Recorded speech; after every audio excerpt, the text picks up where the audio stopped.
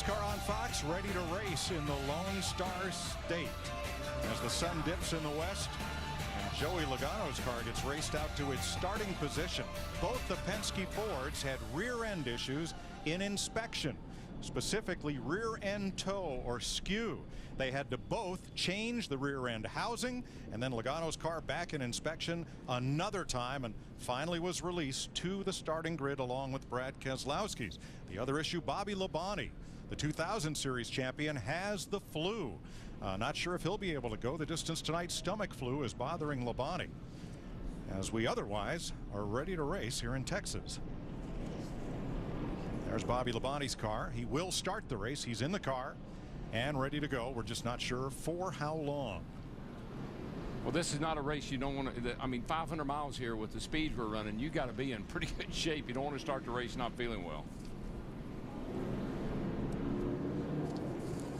As the field rolls off pit road, let's have a look at the Geico starting grid for tonight's race. Kyle Busch, new track record. Kurt Busch, best Texas start, second time the brothers have started on a front row together. Eric Almirola, his first top 10. His teammate Marcus Ambrose, right alongside row 2. Martin Truex, last year's pole winner for this race. And Dale Jr., who got his first Cup win here in Texas. Jimmy Johnson's a two-time winner, including last fall, and his teammate, Jeff Gordon, the 2009 winner. Carl Edwards, 3 Texas wins, most of all drivers, and JP Montoya, who finished 7th here in 09. Jamie McMurray coming off his best finish of the year, and Austin Dillon making his 3rd start of the season. Two-time Texas winner Tony Stewart shares the 7th row with Casey Kane, who has a win here from the pole. Brian Vickers, his 3rd start of 2013. He's in for Denny Hamlin, and there's the series champ Brad Keselowski, who finished 2nd here in November. Ricky Stenhouse Jr., the rookie, and Joey Logano in the 18th position. And rounding out the top 20, Paul Menard, who has 3 top 10s here, and two-time Texas winner Matt Kenseth. A look back through the rest of the field. Casey Mears and Mark Martin back in the 55 this week. Clint Boyer, last week's runner-up, with David Reagan. David Gilliland and Dave Blaney, a Ford and a Chevrolet in the 14th row. There is Labonte in row 15 with Kevin Harvick, who has changed engines and will start in the rear. Travis Schwab will have one of our onboard cameras there with Ryan Newman, the 2003 winner. David Stremme and Mike Bliss. Greg Biffle, two-time Texas winner, starts deep in the field. Watch for him to move up. Michael McDowell there with Rudiman, Landon Castle, and Josh Wise. Veteran Joe Nemechek with Danica Patrick, and rookie Timmy Hill rounds out the 43-car field.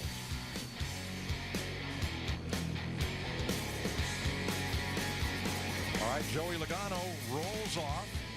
He'll make a quick stop there with his crew. No, he won't stop, excuse me. He'll go out and pick up the tail end of the field. And let's go to pit road, Matt Yoakum.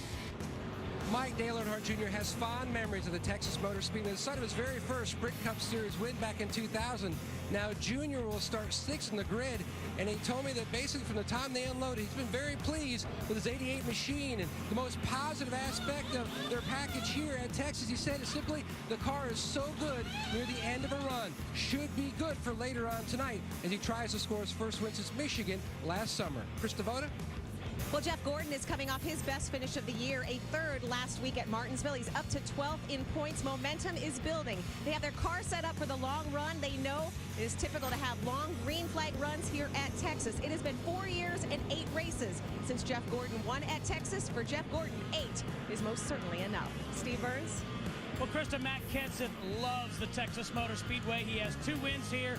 He leads nearly every statistical category, including the most laps led, over 700. And he won on the 1.5 mile earlier this year at Las Vegas. But crew chief Jason Ratcliffe said these 1.5 mile tracks are dissimilar. He's been having a hard time getting that car to roll through the middle without hurting his exit. Jeff Hammond. Well, Steve, whatever you do, don't laugh at where I'm at. I found a boxing ring here that the Texas Motor Speedway has set up because the last 3 races, whether it's been drivers or crews, they've been kind of like getting it on. So they've got it ready for a post-race, you might say, Wild Wild West show. All I can say, guys, is bring it. It's Texas. Well, Saturday night's all right for fighting. Kevin Harvick going to the back. after that engine change. This race is brought to you by Budweiser, the beer that starts with full flavor and ends with a crisp, fast finish. Great times are waiting. Grab some Buds.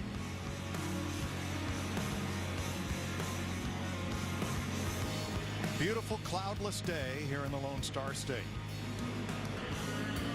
Nice and warm and still full sun on half the racetrack. Track temp 93, ambient 77. A light breeze from out of the northwest. Warm and clear. 500 miles, 334 laps. We're going to see race cars everywhere on this racetrack, Mike. High, low, through the center. This track really is fun to race on for these guys. Pit road speed 45 miles per hour. The fuel window for Sunoco race fuel 48 to 52 laps. Now Kevin Harvick, due to the engine change, goes to the back. Brad Keselowski changed rear ends but made it to the starting grid in time. He retains his spot. Joey Logano had to go back through inspection yet again after the change, and because that car was not present on the grid when the field rolled off, he will also start in the rear. It's got some good company back there. We talked about Greg Biffle, Kevin Harvick, Clint Boyer's well back in the pack as well to start this race.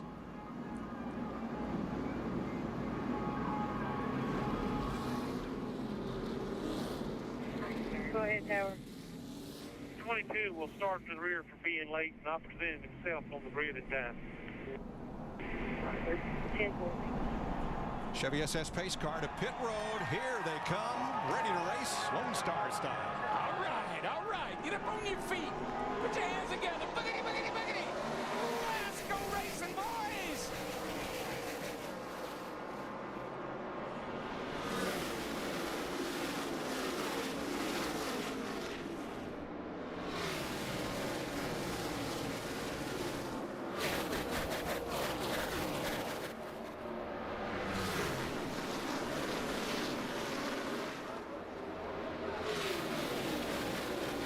Clean start. Kyle Busch takes advantage. Right from the get-go, challenge for second at the line. Kurt Busch from Almirola. He's got company. Martin Truex almost took him 3 wide for second place. That's what you love about this racetrack, though. You can race on the bottom, in the middle of the track. Probably won't be long. We'll see him right up against the wall. One thing else I like, Larry, is that 43 car went down into turn 1 beside Kurt Busch on the outside. They were able to run side by side without getting into each other. There we go. 3 wide, second place. And it's Truex on the bottom in the 56. Jimmy Johnson in that 48, though. He's fallen right up through there as well. Won the race here in November. Oh, he won't waste no time in getting to the front. Oh, Kurt Busch had to pedal it off turn 2 in the 78. And he's going to fall into the clutches of Johnson for third. Turn 2 is tricky, man. It's a little rough over there right through the middle of the track. Can upset the car. Saw that happen to Kurt right there. Johnson clears Busch for third. With Edwards fifth, Almirola, Gordon, and Ambrose.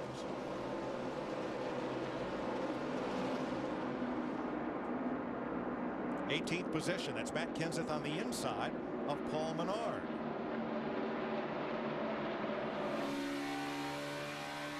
Riding with Brad Keselowski. And for 9th place, Jamie McMurray and Dale Earnhardt Jr. Jr. already looking to that kind of high line, getting a nice run off the corner. Right behind them, Tony Stewart working on Brian Vickers, who's in the 11 this week. Denny Hamlin is here, still recuperating.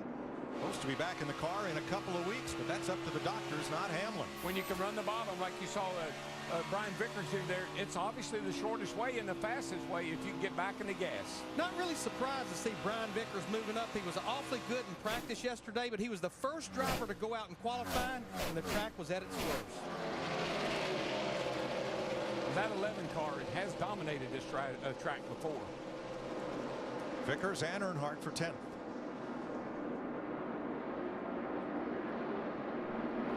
Tony Stewart moving in. And here is Joey Logano, who started tail end of the pack and has moved up 10 positions in that 22. Oh, he'll move up to about mid-pack pretty quickly, but from there on it gets pretty tough. Coming through 3 and 4, that sun gets right in your eyes. Just right over into 3, Mike. When you turn into the corner right now, you're looking into the sun momentarily, but then it goes, you go into where the grandstand shades the turn. DW, that's what 24 degrees of banking feels like, I guess, huh? Yeah, and it feels, with the G-force and the speed here, Larry, you really can tell that you're really flying around this track. Here we go into turn 3. And right there, the glare. Yeah. Just before you dive into the shade of turn 4. One thing I see, Danica Patrick, she is busy in that race car right now. 4th place, Kurt Busch's Chevrolet, Carl Edwards Ford. 4th and 5th. Not far behind them is another guy that's won here before. Jeff Gordon, that 24 car, had that great run at Martinsville last week. Now Jeff has moved up to the 6th position. Steve Burns. And Kurt Busch just said to his team, I have no idea what happened to all of our grip that we had yesterday. It feels like we have a parachute behind us. Well, and they'll have to anticipate, you know, as I mentioned, as the track cools down, will this car find the grip back? You know, it looked like he was a little disjointed there when the race started, but he's about to lose a spot now to Carl Edwards in that 99. Yeah, you can just see Carl has so much more speed through the corner, and he's eating Kurt up right now.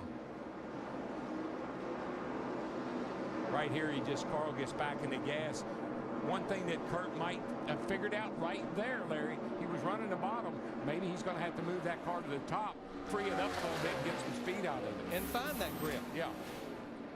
Michael McDowell made a pit stop. That car looked to be overheating, but he goes back out onto the racetrack as Kyle Busch brings him across.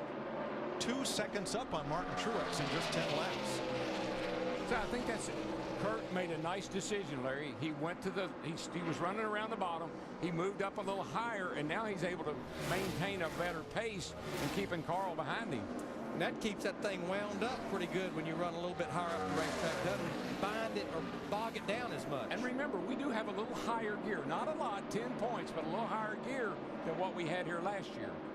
15th place, rookie Austin Dillon. That's Richard Childress' grandson up on the top side, and another rookie, Ricky Stenhouse, the Nationwide Series champ in 17. Yeah, Austin Dillon went out and rounded up these sponsors on his own. Not Richard Childress, not his dad, Mike Dillon. No one helped him. In about 2 weeks, he found enough sponsorship to run this 51 car here. One driver in the field who wears a cowboy hat when we're not in Texas. Austin Dillon. Like Hammond, who wears his spurs everywhere he goes. Casey Kane right with them in the number 5. Casey actually lost a little ground at the drop of the green flag. This run with Kevin Harvick, he's picking them up and laying them down after starting at the rear of the field. And Darrell, one thing you're going to talk a lot about tonight is closing rate. He just closed right up on that car and shot past. Yeah, this car has a 7-inch tall spoiler on the rear of it. It really leaves a nice weight behind it. It allows you to draft right up, and with this car, the way it's built, to pass. You don't get stalled out behind the guy in front of you. Harvick, who's moved up 17 spots in only 13 laps, lost an engine in practice. They changed it. He ran his qualifying laps. They didn't like that engine either, and out it came. Matt? Mike Gilmartin told me that they looked at the data on the computer after that qualifying run. The oil pressure was just inconsistent, didn't want to take a chance. They were already going to be at the back, so they changed it again. So, yes, they're on their 3rd engine. Harvick says right now the car is plowing. They're looking forward to that first stop, but he is making some gains, and he's moved up top. Yeah, he's all the way at the top of the racetrack, Matt, at both ends. 14 laps complete, and Kyle Busch, who won last night's race here, taking off from the field. 315 to go here in Texas. We'll go 500 miles under the lights tonight as this track transitions from daylight to darkness. And look at the front of race leader Kyle Busch's car. That piece of debris looks like it's in a bad place. Well, it is. You know, normally if you get debris on the nose of the car, that driver can go up there behind another driver, change the pressure on the nose, and it'll actually pull it off. But it's down so low, that's going to be hard to do. Pretty embedded in there, Larry. Trying to do that with Michael McDowell, and it did not get that off there. So here's Carl Edwards battling Kurt Busch for 4th place. Larry, I think the teams that anticipated what this tire was going to do are going to be the teams that are really going to excel tonight. We started off the pace with 28.35. That was fast lap. Right now, we're running at a 30.62. We've dropped 2 seconds in about 20 laps. And I like the 12 drivers that did double duty, ran that race last night, like Kyle Busch. They know what to anticipate that it's going to do into the night and what this tire is going to do. All right, Kyle laps Joe Nemechek. If you think this looks easy, watch Ricky Stenhouse in the 17 here.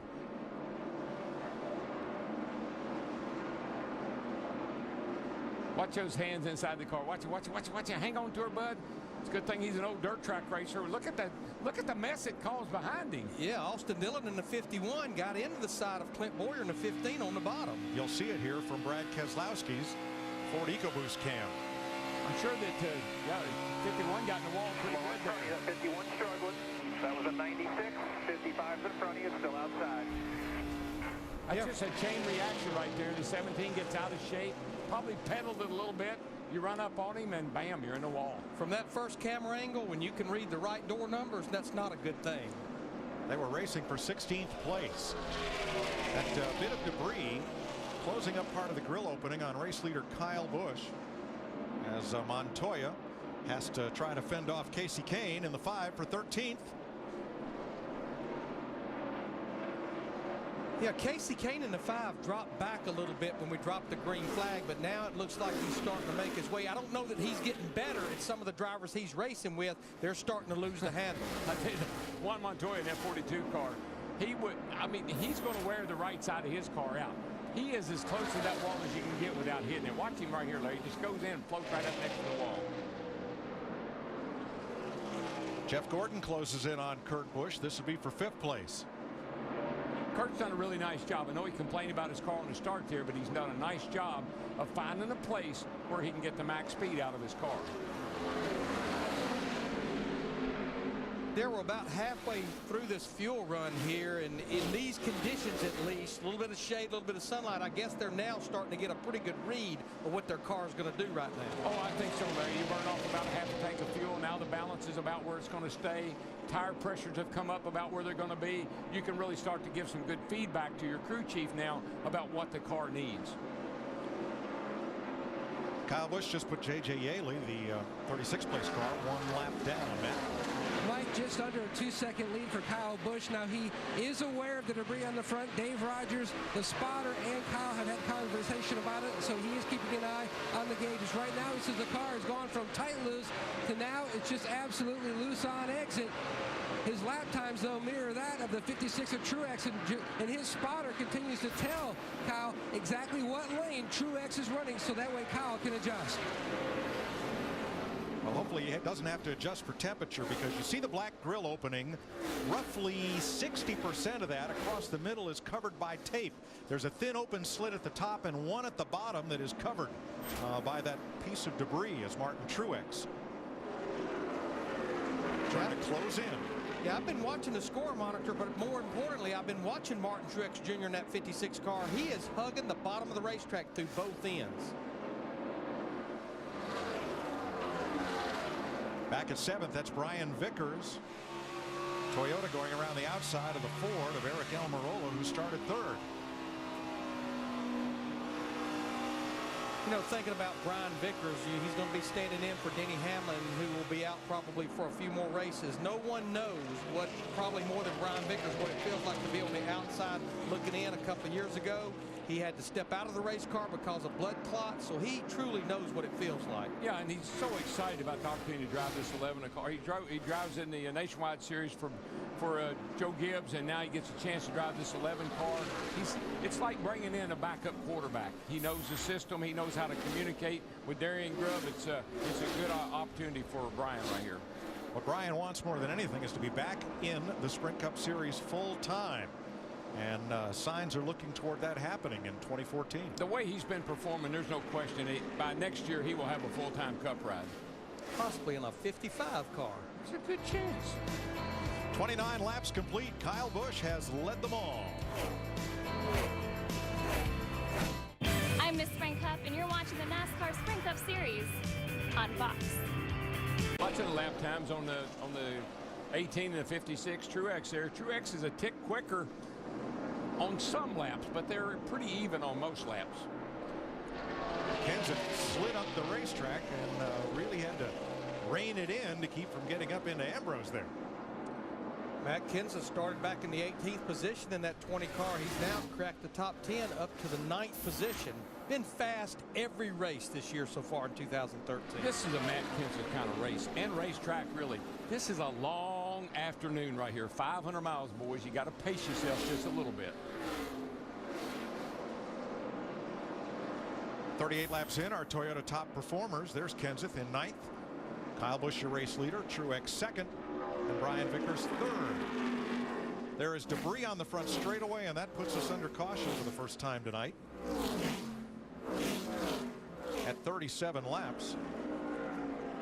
The caution lights on the fence, so the fans are alerted to the yellow flag as well.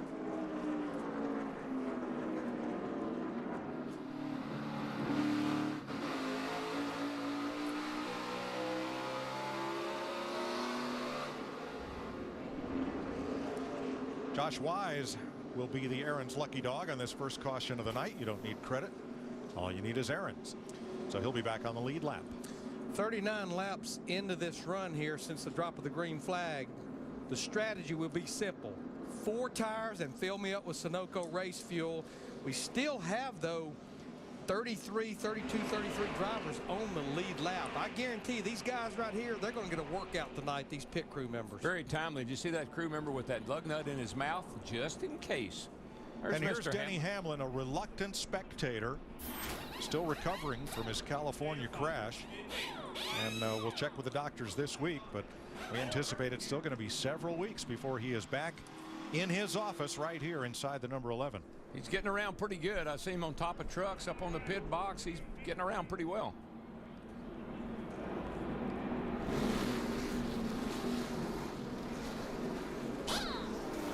Pit road is open this time, and here come the lead lap cars. Krista? Chad Knaus reminding his driver Jimmy Johnson, you have the very first pit stall. You see Jimmy Johnson turn in there in that white paint scheme this week. 4 tires. Jimmy a little tight. He is one of the rare cars because Martin Truex further up on pit road extremely loose. So much so he calls his car a handful. Steve? Krista, speaking of a handful, Kurt Busch said it's like the right front isn't on the spring properly. A packer out of the left front, air in the right front, Matt. Kyle Busch looking for the weekend sweep. Our upholsterer held his own during that first run. He said the car needs to be tightened up everywhere. He's got the last pit box on pit road. Service is complete. He is away.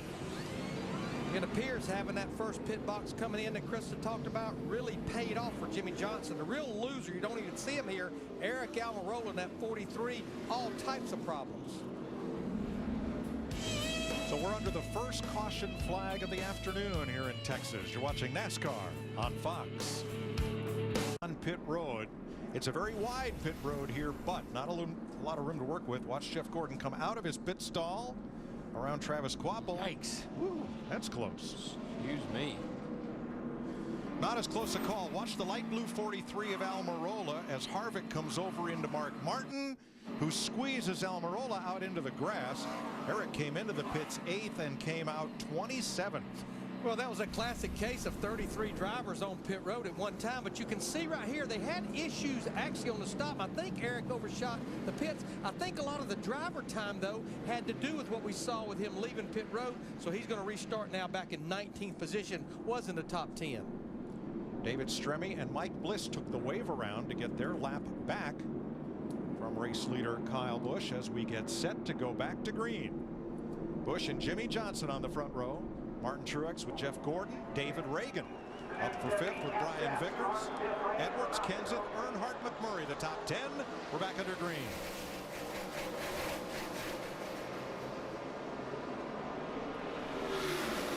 I think what we're seeing, Mike, these first 5 or 6 cars here, these are the contenders.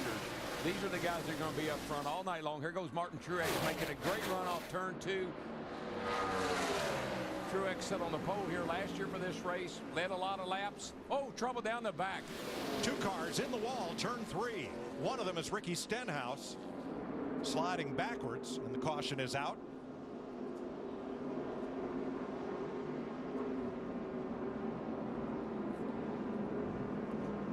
Boy, Darrell, the restarts here are so treacherous. Everybody's trying to get everything they can. Well, you got cars high, you got cars low. Here's the 51 car of Dillon. It's damaged. Yeah, that's the other car. Came all the way across the track. Watch the upper right corner of your screen. There is Stenhouse. And watch for him. This is what happens back here, though. You get a guy high, you get a guy low. We see the 17 come off. He was a little loose. We saw him earlier loose up off the corner. He's got a problem. Something had to have went amiss on that car because that was right in the middle of the straightaway, Darrell. Yeah, and the left rear tire looked like it might be down, Larry, and it had that look to it the way it darted around.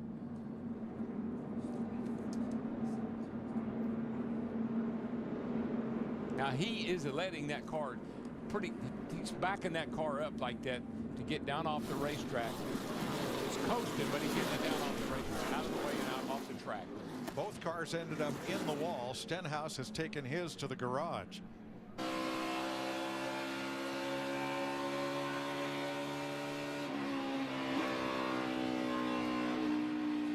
Lucky break for Brad there, because that could have been big. Pretty sure the left rear tire was down on Stenhouse's car. He was running 21st and on the lead lap. Matt? Hey, Mike, the Blue Deuce on its way down pit road. Simply the reason for the stop, they're going to make a chassis adjustment to try to continue to work on this race car. We told you earlier that the car was loose, especially on exit of turn 2 where the car was so strong in practice, and also going to put on tires. Larry Mack documented earlier today just how much tires fall off of the course of a run. So they said, you know what, if you're giving to me, I'll come back down pit road. That's exactly what Brad did. Larry, I'm not so sure that what they had to do to that car going through inspection didn't change the setup and the way that car feels. They may have to work on that car all night long. Well, and I anticipate maybe the same thing with Joey Logano in the 22 car. Austin Dillon under repair. Mike Bliss made a stop in and out. And Bobby Labonte's taken his car behind the wall, Steve. Mike, as you reported, he has a bad stomach virus. The plan was for Mike Bliss to get in that 47 if Bobby, in fact, had to get out. But Mike Bliss still soldiering along in the 19 on the racetrack. So there's no one available to relieve Bobby Labonte. Dang. Wow. Two drivers missed qualifying for this race, Scott Speed and Scott Riggs, but they must have both gone home, along with the drivers from last night's race. Here is why we're under caution for the second time.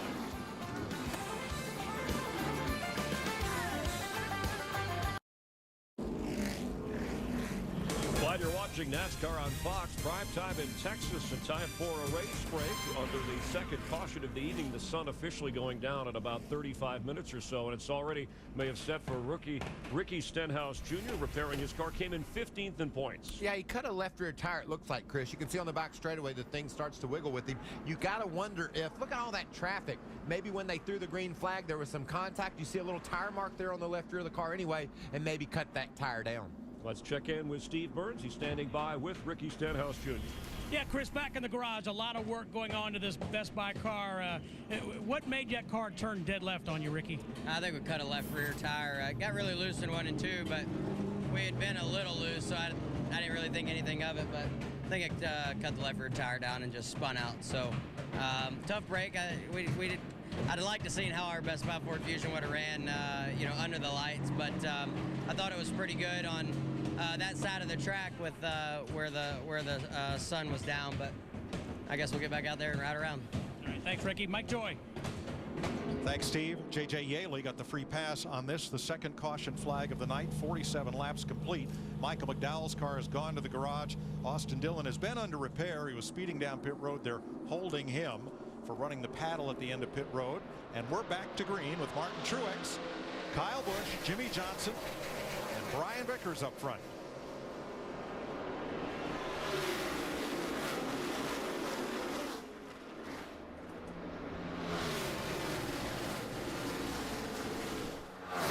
Vickers stays low. That leaves room on the outside for Kyle. And he's coming back for the lead. Martin Truex Jr. on the backstretch all the way to the bottom, just trying to get away from Kyle Busch in that 18 car.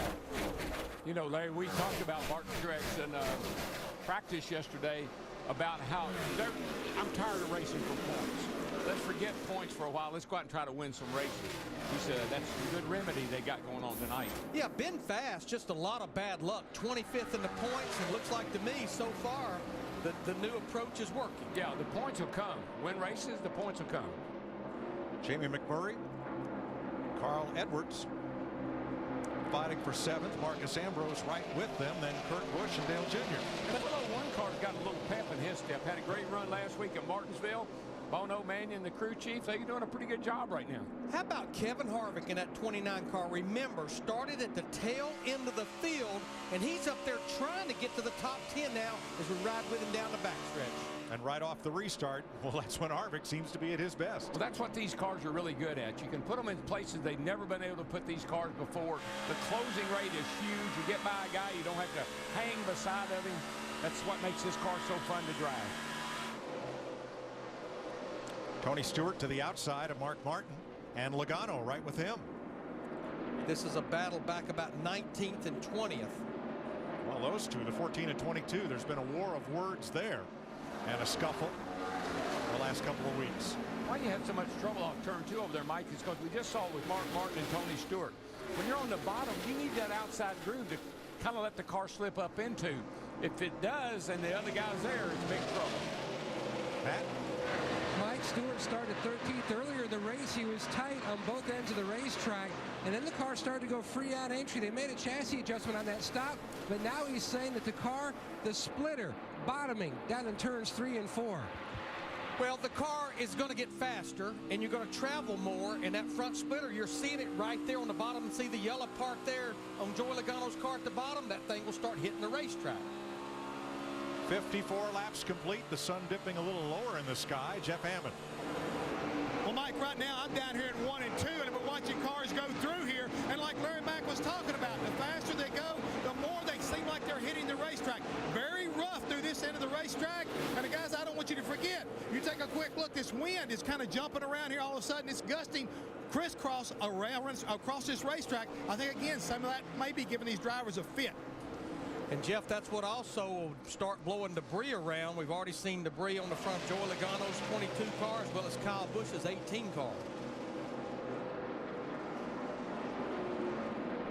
One of my favorite crew chiefs, Jay Kelder, once told me I was complaining about the wind. He said, I can do a lot of things, but I can't do anything about the wind. That's true. Well, Montoya's done quite a job here trying to hold off Harvick. And now they have company. Almirola, Kane, and Biffle, who's come from 33rd to 17th. And then number 16 Ford. Yeah, we talked about him before the race. We knew he was going to be up there before long. He's been fast in every practice. Just got, car wouldn't turn qualifying. He had to really get out of the throttle. Just look at that engine. I mean, these engines are going to do that all night long, 500 miles, around 9,500 RPM. These engines are taking a beating here this weekend. You're back in the gas so early, and you're in the gas so long, it's just prolonged RPM, hanging RPM we call it. And to support the track is getting faster. 6 of our top 7 drivers right now cut their fastest lap just about 4 or 5 laps ago. See, Montoya has left this battle. Harvick now has some distance on Almirola, but not anymore. Kane and Biffle still right there. You know, we talk about the winds swirling. How about when we get to the Great Plains? That'll be a week from tomorrow. STP 400 in Kansas next Sunday afternoon on Fox as we go from Saturday night tonight to Sunday, then back to Saturday night and back to Sunday. So, gentlemen, start your calendars for the next 3 weeks of NASCAR on Fox. Kansas ought to be real interesting with the new repave and these cars. I have no idea how fast these cars will go around that racetrack. It'll put a whole new meaning to fast. What Kurt Busch saying qualifying? Ludicrous speed. Ludicrous.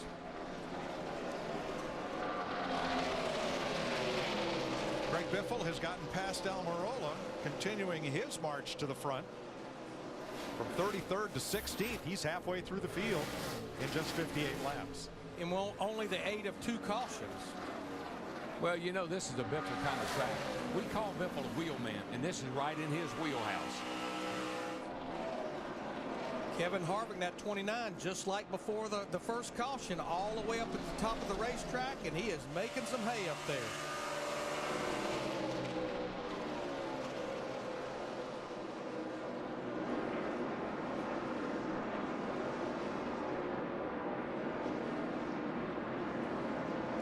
you get that run off the turn 2 over there, Larry, that you have so much momentum, you have to really be sure, like Casey Kane in the 5, that he's going to give me room to keep that momentum and keep going. If he slips up in front of me, hello, wall.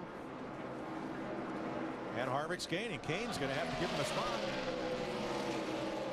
Otherwise, contact would be forthcoming. I love that piece in the pre-race show on Kevin Harvick where he went and hung out with Johnny Hendricks, the UFC fighter. He was a huge fan of UFC fighting. Actually was a wrestler in high school. So Kane allowed Harvick in front of him when Harvick climbed the hill. Right on by. Earnhardt Jr. a little wiggle in his walk off the corner, Darrell. I'm not so sure that Junior's totally happy with his piece right now. Got Clint Boyer looking under him here, and boy, the back end just steps right out on that 88 car. You can't stand that. That'll catch up with you. Fifth place, 2 of the Gibbs Toyotas. Ryan Vickers motoring around Matt Kenseth. Got a pretty good feeling about that old 20 car, Matt Kenseth. This is his kind of race. I'm telling you, keep an eye on him. Steve? Veteran feedback from Matt Kenseth, Mike. He said the car is pretty good. Don't change anything until it gets dark. That's that anticipation, knowing that this racetrack, it's going to be an ever-changing racetrack. So Vickers passed him. Kenseth to the bottom. Retakes. 4.7 seconds behind race leader Martin Truex.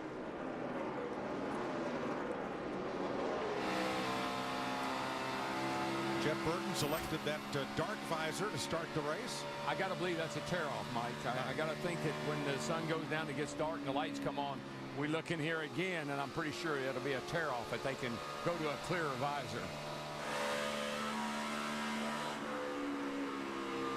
You watch Junior drive his car, and you see here we see Brian Vickers in the 11. But watch Junior when he puts that right hand over on the left side of the steering wheel over there. I asked him about that. I said, why do you do that? He said, I learned that from Mark Martin. He said, back in '90, when I first started running in the Nationwide Series, Mark was winning all the races. I went to him, and he said, this is how you're supposed to do it.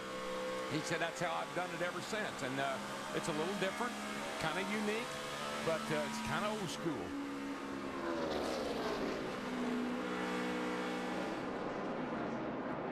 Martin Truex, your leader. Kyle Busch is 1 second back of the 56. I think we have some different approaches that drivers took to start this race with the sunlight. We saw Dale Earnhardt Jr., Danica Patrick pretty much with dark shields, but what looks like to me they've done with Brian Vickers, he's got a clear shield on, but what they've done, they've almost built a sun visor right inside the windshield with tape to almost to shade that sun. Yeah, you see that? That's a little tear off right there. When it gets a little darker, he'll start to peel that back a little bit.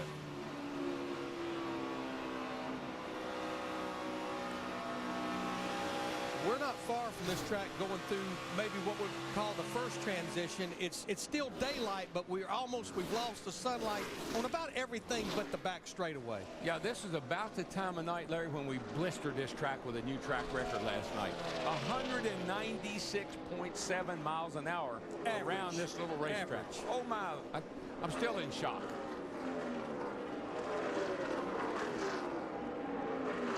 A little bit of sunlight there on the back straightaway in the entrance to turn number 3, and that's about it. The grandstand otherwise blocking the sun's rays from the rest of the racetrack.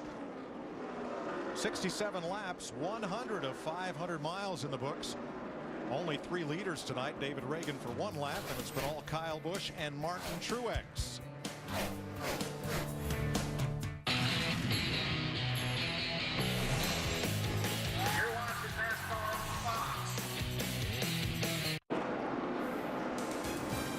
Welcome back to Texas Motor Speedway, where Martin Truex has led the last 31 laps, but Kyle Busch, who led the race's first 41 laps, has closed right in on the leader once again. Yeah, Kyle's been gaining. I've been watching the timing and scoring. Kyle's been gaining about 500 to a tenth a lap here lately, and he's closed back up on the back of Martin Truex. And the thing Martin Truex Jr. in the 56 has closed in on is a lot of the drivers at the back of the pack. Let's take a quick inside look at what's happening in the NASCAR Sprint Cup Series, brought to you by Sprint. Kevin Harvick has gained the most positions since the start of this race. Get unlimited access to NASCAR with the NASCAR Mobile 13 app and truly unlimited data from Sprint. No metering, no throttling while on the Sprint network. Learn more at sprint.com/speed. We've got a new leader. And Mike, you see what the 18 car was able to do. You think back to the old car. It would get up to the back of a car and could not proceed. It couldn't go forward. It would stall out. They would get arrow push. Everything would go haywire. This car doesn't do that. It may you catch them, you pass them. All right, let's update the Bobby Labonte story because he was ill at the start of the race. His car is in the garage. He's in the care center receiving fluids. He has the stomach flu. Michael McDowell is out of the race. He's too big to fit in Bobby Labonte's seat. The team had a deal with Mike Bliss, who started the number 19. He dropped out of the race to get in the car, but Bliss is still out on the racetrack, needs to pick up at least 2 or 3 more positions, so he'll have enough points to stay ahead of Scott Riggs. In case this car is too slow to qualify next week, it would be eligible for a provisional. Did all that make any sense? Yes, it did. Well, the trouble is Bobby's number 47 sits in the garage. Anybody else who would be eligible to drive it has gone, and the car sits waiting for someone to take the wheel. I just don't sound like a very good plan to me, you know? Meanwhile, Carl Edwards. Is there an issue with the 99, Krista? Well, possibly. He's not sick, but his motor might be. He just came on the radio and said something does not feel right. The engine just did something. I think the motor might be giving up. Mike, that was our theme at the top of the show. As this track cools down, we've already talked about. 20 horsepower, I'd say. Oh, you can hear it, Larry. It sounds It might be a header or something cracked. I'm just hoping that's what it is. We'll just keep running and we'll just keep going. Yeah, It's not a header. You can see right there, we should be seeing probably 9,500 RPM at the end of the straightaway. What I saw at the end of the back straightaway, it barely got 8,500. We'll see a little more here on the front stretch. That right there is the telltale sign that something is amiss on that engine. And again, the RPM is just going to get higher as we get into the night. And look, it's not a Ford problem. It's not a Chevy. It's not tonight that the pace we're running, the speeds we're running, it could be an everybody problem. Jimmy Johnson up to second from 7th, and Ricky Stenhouse, who was the other car in the garage, they've completed repairs on his number 17. He is back in the race. 80 laps complete. Kyle Busch in front of Jimmy Johnson. Smoker turn 4.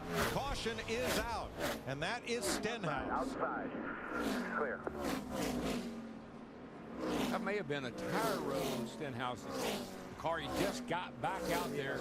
They may not have got enough clearance around the tires. Yeah, you can see the left rear is rubbing right there. That's exactly what it is. Yeah, he just had left the garage, Jerry, and went back out on the racetrack. Well, from the head-on view from the tower, that looked like it could have been something big, and so the caution came out very quickly. Again for Ricky Stenhouse.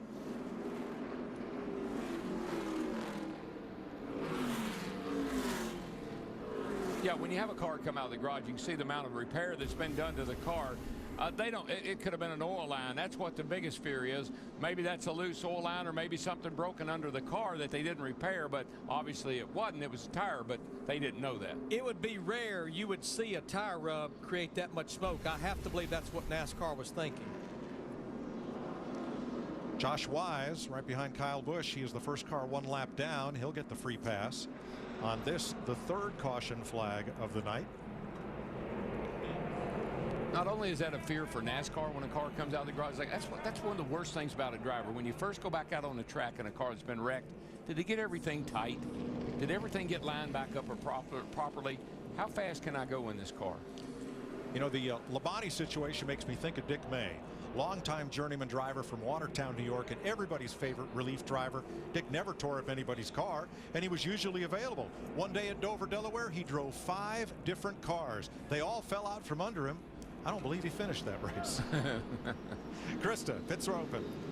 Yes, they are. Right now, Jimmy Johnson saying his big issue is being tight. Chad Knaus, the crew chief, reminds him, I've got to wait on that transition. We're waiting for day to night. They will make a small adjustment on this stop. Meanwhile, Martin Truex saying, I need my right rear to stay with me longer. A track bar adjustment hopefully will fix that. Steve? Krista Matt Kenseth said on that last run his car became lazy. The front end was lazy, didn't want to turn. He needs some more grip, Matt. Steve Polster, Kyle Busch said that he needed to back up the adjustment that Dave Rogers did on the last stop because the racetrack has changed once again. The sun has gone down in turn 3 and the car started to go tight. Flames in Matt Kenseth's pit as he pulled away. Maybe a little bit of overflow from filling that car with fuel and something hot, maybe a lug nut, maybe something else, but it's quickly extinguished. A hot time in Texas for Matt Kenseth and crew. Smoking. Up the car, you'll see sparks behind the rear tire right there, and that ignites a little pool of fuel from the overflow. Here's what's fresh off the wire, brought to you by KFC. Steve Burns.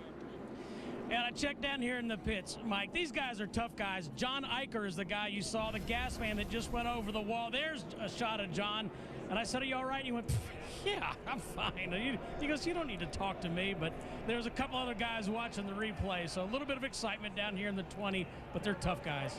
That's what's fresh off the wire. Thanks, Steve. Glad he's okay. Kyle Busch and Jeff Gordon are on the front row for the restart. Truex, Vickers, Gilliland, who stayed out and did not pit, with Kenseth, Edwards, and McMurray. We saw that 56 car of Truex be mighty fast on new tires. Kyle was able to chase him down after a few laps, but let's watch that 56 and see if he can go. Whoa, Jimmy Johnson bobbling and backing up through the middle in turn 2. Yeah, he was getting passed on the top and on the bottom of the racetrack that time. A lot of moving and shaking going on these restarts. But Darryl, you've said it 2 or 3 times. These guys know that's when they better go because they've got those fresh tires. Yes, sir. They know the tires are going to fall off a little bit. Take advantage of them while you got them. Use them while you got them. Clint Boyer making the best of Carl Edwards and Kurt Busch. Boyer in 7th. Jeff Gordon up on the outside there, lost the spot ahead, and now here comes Vickers as Gordon unable to hold off Kenseth, and now Vickers to the inside. I really like the way these cars can run side by side. Off the corner, that's really hard to do, and that tells you the car's really sticking well. Let's go back and see what happened to Jimmy Johnson as he went through 1 and 2 off the restart. Remember, white number 48. The middle of the racetrack, it's a little rough right in there, and the car loses the front grip, just a little wiggles up the track, almost got into Kevin Harvick. And Darryl, being right after a restart, after a pit stop as well, the air pressure down in the tires, possibly that splitter bottomed out. Inside, rolling, inside, 2 wide 48, inside, corner, and it's right down here, top of 2. Things are busy. I believe that 18 car, he made one of those after the sun goes down adjustments. He is checking out again. He just ran 28.91. Carl Edwards needs one of those adjustments. There he goes by in his blue and white 99. He restarted 6th and is dropping quickly back to 11. How about our leader, Matt? Mike, Texas has an impact in 2 different ways. Number 1, it pays one of the top 4 purses on the schedule, but number 2, the second race here at Texas falls during the chase, and Kyle Busch told Dave Rogers about 15 minutes ago, they're at a certain point in the race, said, all right, he goes, I am great everywhere except turn 3, and I'm very loose there on entry. But remember, that part of the track is still in the sun. Make a note of that for when we come back in the fall. Larry, Mike, I think one of the best things that happened to Kyle Busch was they missed a chase last year. It was a wake-up call for that whole team, Dave Rogers and Kyle, and they have really focused on being more consistent. And a track like this, it's in the chase. This is an important race for these guys tonight. All right, the final 10 races of the season are the chase for the Sprint Cup. And we visit each of those tracks in the first half of the year. So a lot to do here besides just try to win tonight's event. You know, on the right, we watched that bobble that Jimmy Johnson in the 48 made, and he continues to lose ground. He got passed by his teammate Casey Kane in the almost went around. I'd like to have been a lot more than ground That's what he's been fighting ever since that restart. It's like they made some adjustment on the car. You heard Chad say, I'm not doing anything till the sun goes down. He better get in there and do something pretty quick. You know, guys, we've seen it time and time again. Jimmie Johnson drives a loose race car. He wins a lot of races. He's really fast, and the reason why is because of his incredible car control. Watch this car jump out from underneath him. That's at 190 miles an hour. He never even loses a spot. So Jimmy can drive a loose car. That means he can overcome when the car isn't handling well, and that's what he's doing right now. Michael, I've always said that 48 car is one of the hardest cars out there to drive because they run it on the edge all the time. It's almost like Hammond's working on it, isn't it, Daryl? Doesn't drive that bad. Well, Johnson restarted 8th. He's back to 15th. Little driver on the move, Mike, is Jamie McMurray in that one car. I've been watching him. He's just been chipping away. Started 11th, and now he's cracked the top 5. It's almost like he and his race team, they're starting to get their act together. Good run in the early going here for McMurray. A lot of rumors surrounding that team. We'll get to that in a bit. But first, let's update Jimmie Johnson with Krista. Yeah, you know, Mike, they made some adjustments on that car, but it might not have been enough because Jimmy talking about how loose the race car is right now.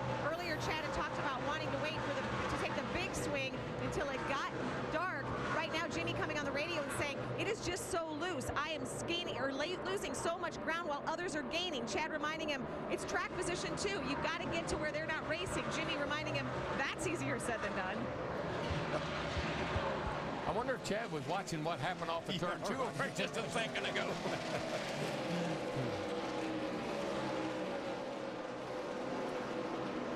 But that's a driver and a crew chief that trust each other so much.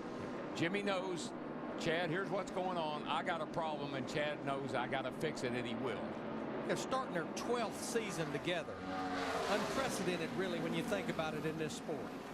And 2 cars behind them is this battle. Ryan Newman, Marcus Ambrose, and you're riding with Mark Martin. 17th through 19th. This is all happening about 12 seconds behind the leader. Now, one car that is on the move is Greg Biffle. Biffle in 7th place right now, 6.3 seconds back. Here's tonight's Ford EcoBoost track facts. Ford with 11 Texas Cup wins here. Most of all manufacturers. They include Carl Edwards, who swept both races here in 08, and Greg Biffle, who won this race 1 year ago. Yeah, Roush Fenway, 18 wins total here, 9 in the Sprint Cup. And congratulations to Jack Roush, inducted in the Texas Motorsports Hall of Fame here on Thursday night. Jeff Gordon's looking pretty racy tonight too, boys. Yep, 3rd place. Taking it from Matt Kenseth, Gordon is the highest placed Chevrolet, surrounded by Toyotas right now. 97 laps into the NRA 500 at Texas Motor Speedway. With Kyle Busch 1.2 seconds up on the field. His older brother Kurt, who Kyle nipped for the pole, one of the last cars to qualify, battles Jamie McMurray. And McMurray and Montoya, the only thing that swirls around here more than the wind is the rumor mill that goes through the garage area. Hot rumor this weekend that Ganassi racing team might be in negotiation for sale. Heard that several times over the course of the race weekend. See Montoya in the 42. Speaking of Juan Pablo Montoya, Casey Kane in the 5, Jimmie Johnson in the 48, battling just outside the top 10. Yeah, the 42 car is the one that puzzles me, Larry. Montoya just has not had any good luck. Car hadn't been that great. He's continued to struggle. Every week it's something. They need to get Montoya running better. Mike, you mentioned at the top of the show, this is our first 500-mile race since the Daytona 500. This is truly our first starting daylight race into the night race with this Generation 6 car. I think there's a lot of unknowns there, especially when you talk about a little bit of a tire change they've made here. What this car is going to do as we get into the night as far as handling. Well, that's why they had that test here on Thursday, Larry. They give these guys a day on Thursday, and it went into the, not into the night, but in the evening. It was cloudy, a little overcast here on Thursday. I think these teams really got some good data going into the race tonight.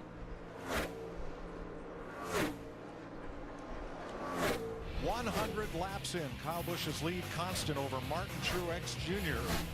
It's a hot time in Fort Worth tonight.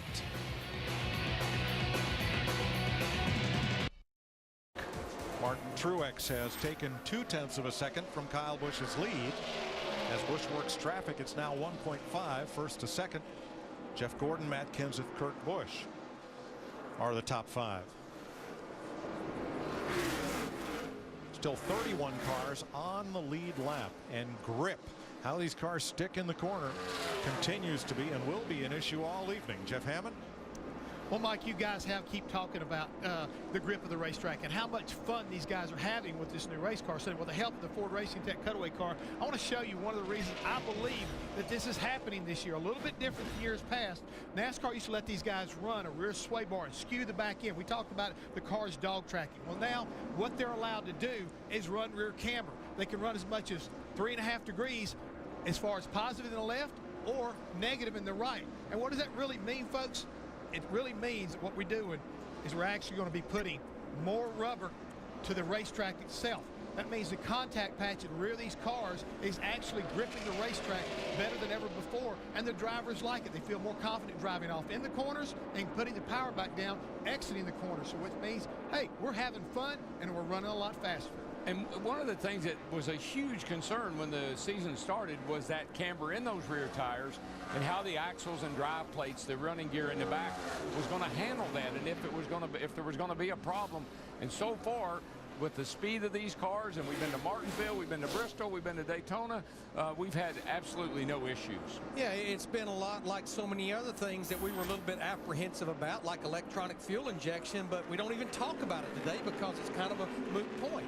But to have all that rear camber, more than we've ever had before, what kind of adaptation for the driver? Well, what it does is it just plants the car. We talk about corner speed, and that with the rear tires now, instead of riding on the edge of the outside edge of the tire on the right or the inside edge of the tire on the left, those tires are cambered over, so when they go through the banking, you have full compliance with both rear tires, pick up a ton of grip. You got to get a grip if you want to drive one of these things.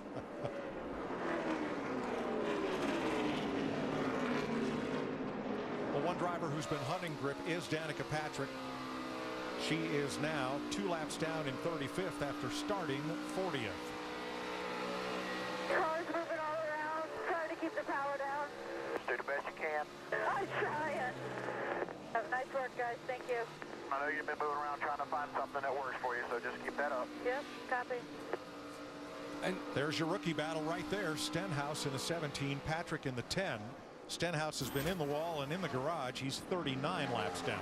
I know I mention this maybe even every so often, but watch how she saws on the wheel. You can't drive a car like that. You can't be juking that thing back left, right, left, right, left, right. There's something that they need to change, because I see her do this on the super speedways. Didn't do it so much at Martinsville last week, but here every time she gets to the corner, look how she has to jerk the wheel around like that. They need to work on the steering box, caster, settle her down a little bit. Darryl, do you think she chases the bumps with her race car? I think it's something. I don't know what it is, but if I was looking at these pictures and I saw them week after week, I'd say, what do we got to do to fix that? It does look similar to her performance at California the last time we were on a super speedway. Exactly. There's always that shaking the wheel getting in the corners if there's no feel there.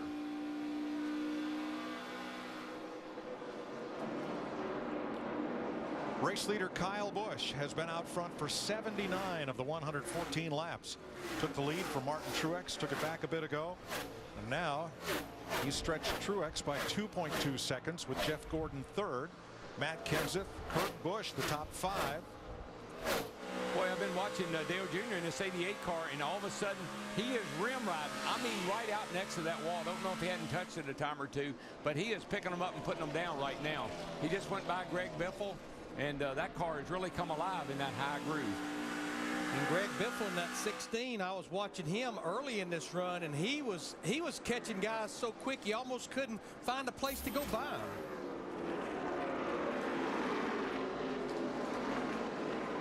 Jimmy Johnson in the 48 fighting his way back as well. Watch that 88 come off that corner back there and just head down that back straightaway. Probably running right around 200 miles an hour as he gets down the back. Well, now let's update Kevin Harvick and the 5 of Casey Kane. This is a fight for 12th place. It's about 15 seconds off the lead, and Kane makes the pass. The 2 Penske cars have not fared well since their trip through the inspection lane a couple of times in pre-race. Matt?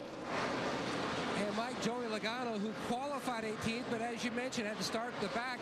He has climbed all the way up to 19th, and they've made adjustments on both stops. And Joey says that the last adjustment, which was air pressure, and the fact that the sun has gone down, the track is in shade, it's got a lot more grip. His car is much better. He has migrated, though, off the bottom, moving around, trying to find even more grip here at Texas. Well, he's passed his teammate, Keselowski, who also had inspection issues, and now they're 2 spots apart. Mike, if we just said how important that camber and all that rear, that gives you so much rear grip, there was something going on with the 2 and the 22. They took the rear end housings out of those cars. I was wondering, I asked Larry, I said, do you think it'll affect the way they race tonight? Larry, I believe it is. Yeah, I think they're going to need several pit stops to make adjustments to try to get that car back where it was maybe before all this came down.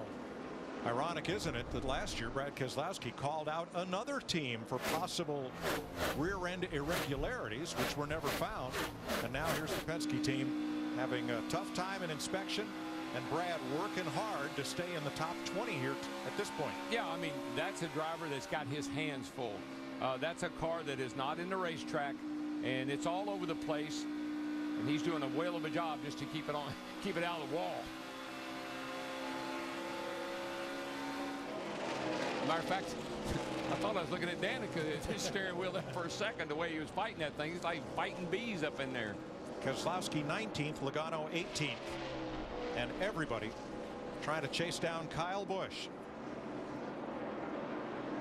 Trying for the weekend sweep. A winner here last night, and he's now led 85 of 120 laps tonight. Mike, Darrell mentioned about Kyle not making the chase last year, and that reality kind of set in. If you look at his last 10 races, 4 the end of last year and the 6 this year, the win at Bristol, but how about 8 top 5 finishes? Wow. Kyle Busch leads Martin Truex by 2 seconds. Chris Myers, Jamie McMurray, Carl Edwards, pit stops, we're almost there. Yeah, you have to be mistake-free, and you can see Jamie McMurray's having some trouble on his pit stop. These guys drive to pit road so hard. Matt Kenseth is sliding his tires to get to pit road. Chris, you can't give up anything. Crew stops, and the way the driver gets to the pit's important, Steve. Well, Michael, the 20 car has gotten loose since their last pit stop. He said it was loose getting in the corner and loose on the exit, so they're going to make some changes on that 20. Matt. And Steve, problems for the 16 to Greg Biffle. He says it's absolutely loose, sideways. I can barely hold on to it. He was calling at one point of even pulling his shim out of the left front besides any other big adjustments. Meanwhile, the 9 of Marcos Ambrose, he has been both tight and loose. Absolutely no rear grip on this last run. Krista? The plan for Martin Truex was to come in around lap 135, but he said the car was getting worse and worse, and as other drivers dodged onto pit road, so did Martin. Steve? Krista, Kurt Busch has done a great job of battling back to be inside the top 5. Again, his car too loose. They're going to make a chassis adjustment, 4 tires and Sunoco fuel. Tony Stewart's going to have a hard time getting out of his pit. Look at the angle at which he's in the pit. Only the right rear tire is outside the box, so it's a legal stop. It's not pretty. Krista. Jeff Gordon has been having a really strong run tonight, but he had said the car is not cutting the middle as well and is loose off the turns. Jeff Gordon down and away. Hey, see, Kyle Busch, our leader, continues to make laps out there. Steve, he can't afford to stay out long. Everybody else is on pit road. Larry Mack, Brian Vickers says if you tighten me up, we'll be good. 4 tires and an air pressure adjustment. Matt. Meanwhile, an update of Kevin Harvick, who came from the back, climbed into the top 10, and started to fade. His car absolutely loose near the end of that run. Air pressure change on the 29. All right, Kyle Busch is coming in now. Here's why he did not come in 1 lap ago. Because Tony Stewart slid around in front of Greg Biffle, and they thought that Kyle would not be able to easily get into his pit with Stewart's car hanging out in pit road. And what I saw there with Tony's car, he has so much rear brake in that car, Mike, that it locked the rear tires up and it spun the car into the pit box. They use a lot of rear brake to help the car turn. Kyle is in, Matt. And Kyle Busch in. He says the car on that run was absolutely loose. On his scale, though, not bad over the course of that run at both ends of the racetrack. The 22 of Joey Logano was in as well. His car wasn't bad. Both cars are away. Jimmy Johnson picks up the race lead with Ryan Newman. David Reagan missed his pit, and now Johnson comes in front of Krista. Yes, Jimmy Johnson is in. Remember this run, they had struggled. They were back in the pack. Well, around lap 110, the car came around to Jimmy. You see adjustments being made there, the back of the car and the 4 tires going on the white, the Dover white paint scheme here in Texas. Jimmy Johnson, gone. Look at those LED lights on the helmet of the tire changers so they can see the lug nuts. That's pretty cool. So that leaves Ryan Newman out on the racetrack as the race leader. He and David Reagan are the only ones who have not made their stop. Reagan now makes it around to pit road. Joe Nemechek is in. And what Ryan Newman, Matt Boylan are banking on is a caution possibly coming out. But right now they're losing close to 2 seconds a lap to all the drivers with 4 fresh tires.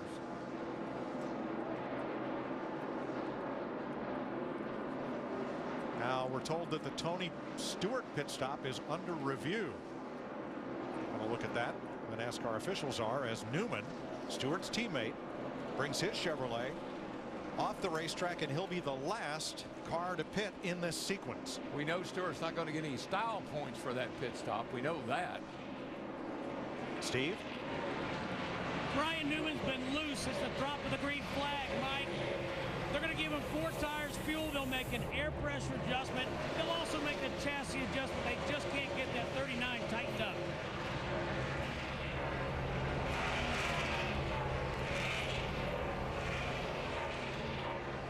Now this is the feed that NASCAR Race Control gets from our Fox telecast as they take a look. And there are all the views that are available from the different cameras, synced up the time code so they can look at the issue from different angles as seen by our cameras. Could that be, Larry, could that be equipment outside the pit box, or the tires are all in the box? And the officials right there. Right there, I think if any part of the race car, not just the tire, if any part of that car is touching that front line, and the problem's going to be they went ahead and completed part of the pit stop, so that'll be a penalty. I think under green that would be a drive-through penalty. So that is under review. Well, remember we had a situation last week where the car was, the right side of the splitter was over the line, but not the tire. At least that's the way we saw it. And I think that's why they're taking a little longer in this situation to be sure that the inspector sees what he thinks he sees. So Stewart was 26th and on the lead lap prior to the pit stop. He's currently in 28th. And Brad Keselowski's on pit road. Now remember, that car took a long time getting through inspection. They had to change the rear end housing. It was out of spec. And Keselowski back on pit road. Yeah, I don't think it's just a matter of they had it out of adjustment or anything like that. NASCAR took the rear end housings from the 2 and 22. I gotta think there's something that NASCAR's not happy about with that infraction. Keselowski back in the race. He's lost at least 1 lap and currently 30th. There's his teammate Joey Logano 1 lap down, who is 23rd, Matt. And down here in the Keselowski pits, the crew members are looking over the wheels. Brad thought he might have a loose left rear. Right now, the crew members are checking the tires over very diligently. The fronts look fine, but they're looking at the left rear and right rear. And where they're going to have a huge struggle is he is now 2 laps down, and we have right now probably 8 to 9 drivers that's 1 lap down. And you see both the Penske teams looking over those tires, because certainly the rear end housing that's in those race cars right now would have a different alignment than they had planned to run tonight. So a lot of adjustments. Yeah, it could be. It could also be. It looked like they were looking at the holes in the wheel to see if the wheel was loose and it wallowed the hose out any. Maybe the spacers that are on this rear end housing, a backup rear end housing, is not allowing the wheel to get tightened up all the way. Looks like Juan Pablo Montoya in the 42 car, we just saw him on pit road. Maybe he felt something in one of the right side tires. They did just change the right side.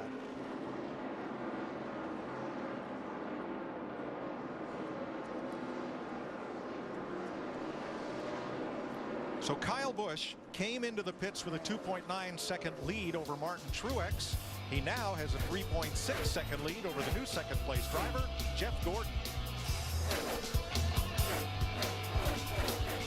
Our camera, 20th place. Let's have an inside look at what's happening in the NASCAR Sprint Cup Series, brought to you by Sprint. Kyle Busch has led the most laps tonight. Out of 146, he's led 108 of them. Get unlimited access with the NASCAR Mobile 13 app and truly unlimited data while on the Sprint network. Learn more at sprint.com/speed. When Paulo Montoya made an unscheduled pit stop, they found that a wheel was loose. Car was vibrating. They've changed that wheel, changed that side. He's back out. And the number 2 of Brad Keselowski, Travis Geisler, director of competition there at Penske Racing, told Matt Yoakum that the holes in the wheel, the bolt holes, were not elongated, but it looked as if some piece of metal debris had gotten between the wheel and the hub when that wheel was mounted up, which would have caused that vibration. And Keselowski made the stop. He's got a couple new tires, and he's back out. Mike, at these speeds, the way we go around this racetrack right now, if you have anything wrong, any minor little thing, it's so much bigger than it has been in the past because we're going through the turns so fast. And here we got an ice battle with Kurt Busch and Dale Jr. here for 5th place. Yeah, I believe every stop they have made Dale Earnhardt Jr.'s 88 car better, but I also possibly believe the conditions are favoring his race car. I think that's cooling down. That's the experience, Larry. I mean, that's the guy, the crew chiefs that know what the track's going to do when the sun goes down and it cools off. Let's go to the 88 pit. And Matt, caution's on the Speedway. Debris in turn number 2 is the reason for the 4th caution of the night at lap 149. Now, this would be a huge gamble for Paul Wolfe and Brad Keselowski because we know how much tires are worth, but the only hope they may have, since they've only run about 12 laps, being 2 laps down, possibly stay out and take the wave around. You got to do it. I think you have to. You got to do it. You've got so many drivers 1 lap down. You'll never get back if you don't. Well, he just shut the engine off, indicating he's trying to save fuel, Larry, so that would go along with that strategy of not pitting. Absolutely. I mean, I think at a track this size, knowing how many long green runs you get, anytime you can save fuel, I don't care how early in the race, is a plus.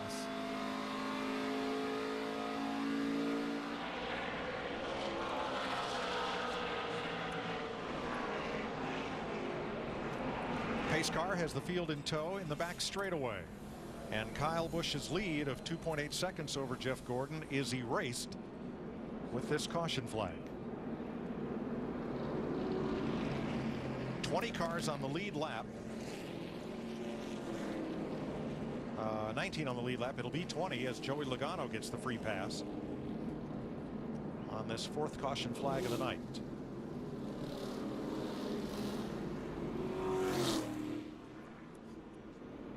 Jamie McMurray being sent around the caution car to get back on the lead lap. Apparently they picked him up before Kyle Busch, and they'll keep the pits closed 1 more lap as a result and get that straightened out. We've received no further word on the Tony Stewart pit stop, so no call on Stewart's stop. They made repairs on the right side, backed the car up slightly, changed the left side tires when he almost spun the car around coming into pits on the last stop. But you know, back to Jamie McMurray, that makes sense, because I could not for the life of me figure out what in the world went on, because he was sitting there running up in the top 12 or 15, and you can see the official.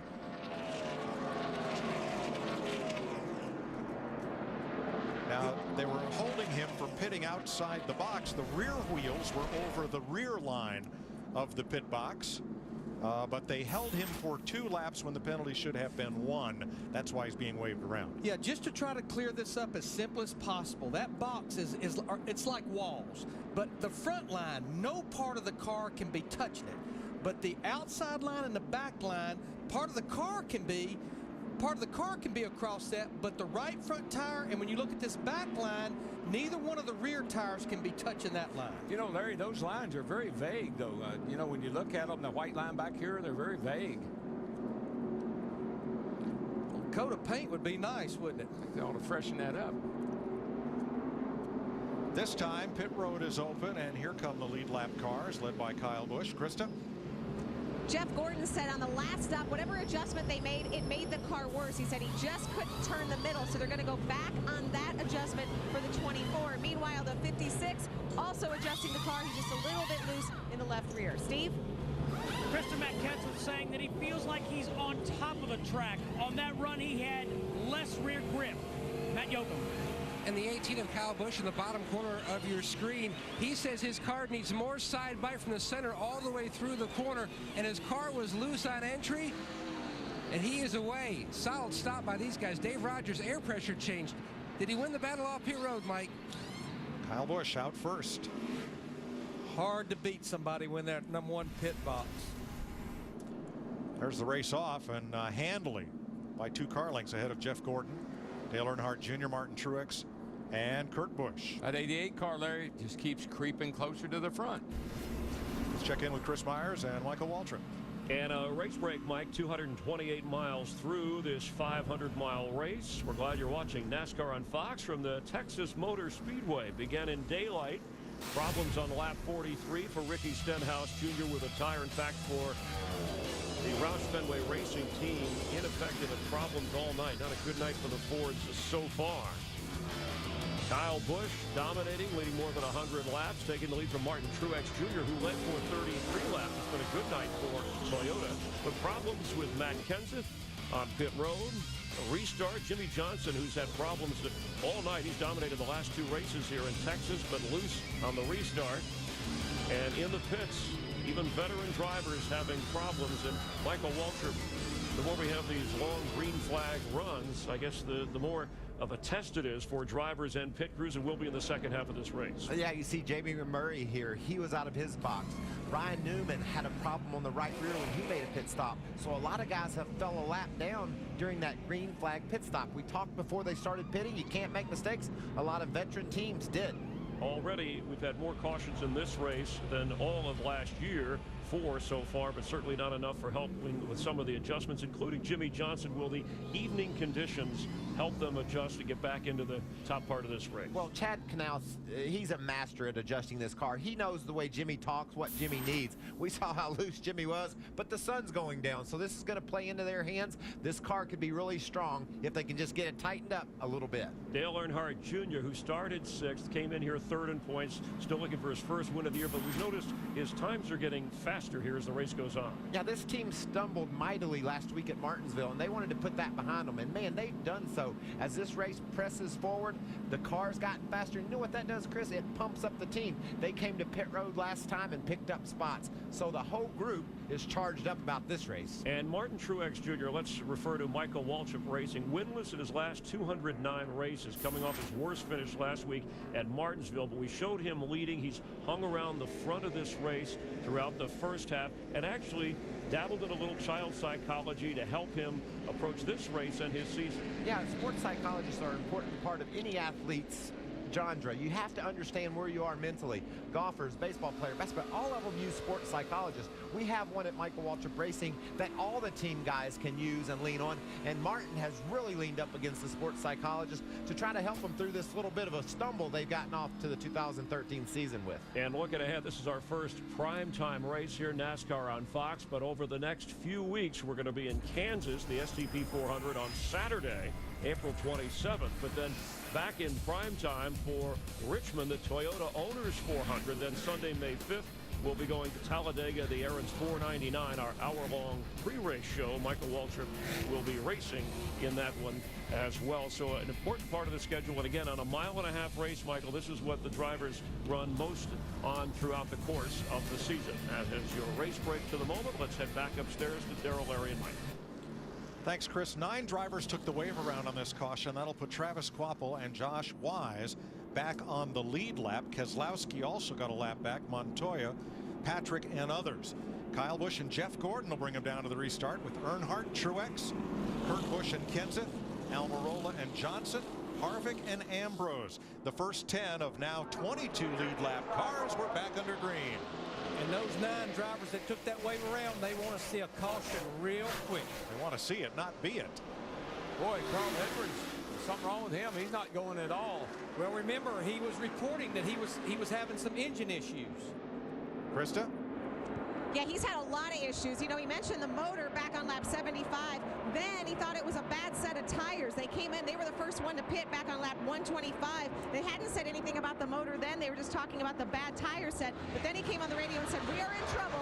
This car is bad. Kurt Busch fighting with Martin Truex and the 20 of Kenseth, trying to stay up in the top 5. Here comes Eric Almirola in the 43 car. He's been working for about 100 laps trying to overcome that issue he had on a pit stop on the first caution. Yeah, that 43 and 9, both those petty cars, they qualified very well, 3rd and 4th, and right now that 43 car looks pretty racy. Daryl, what is it you said? A set of new tires, kind of like Superman's cape. And so I call them Mr. Feel Goods, because they do feel good. Like to see those stickers. I like to see that paper flying off of it. How about a little NASCAR on Fox Saturday night, Texas style? Crank them up.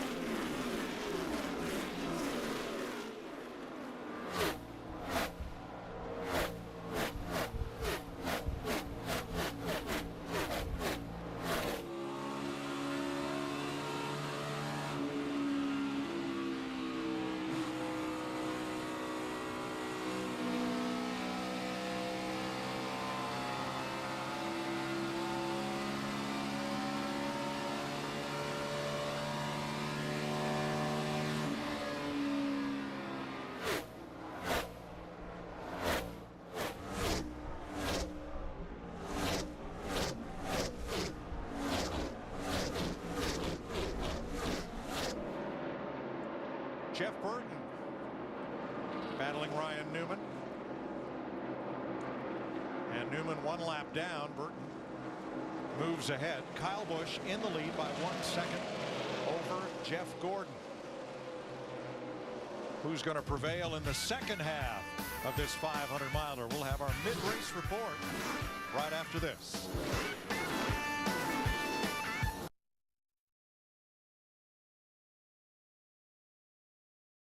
2014 Chevy Silverado LTZ, a VIP Chevy race experience for 2, and meet and greet Chevy driver Tony Stewart. Visit winthenewsilverado.com to enter. 177 laps complete in Texas. We're just past halfway, and here comes Kurt Busch onto pit road. Steve, and his chances at a victory seemingly up in smoke now, Mike Joy. He just said that the engine was starting to skip, starting to miss, so he makes that hard left-hand turn into the garage area. His opportunity to win may be over, Larry Mack. Yeah, Steve, that's been our theme since the drop of the green flag. He just turned his fastest lap of the race 20 laps ago. But where I think these guys are going to be real nervous is that's an Earnhardt Childress Racing engine. We've already seen some failures earlier.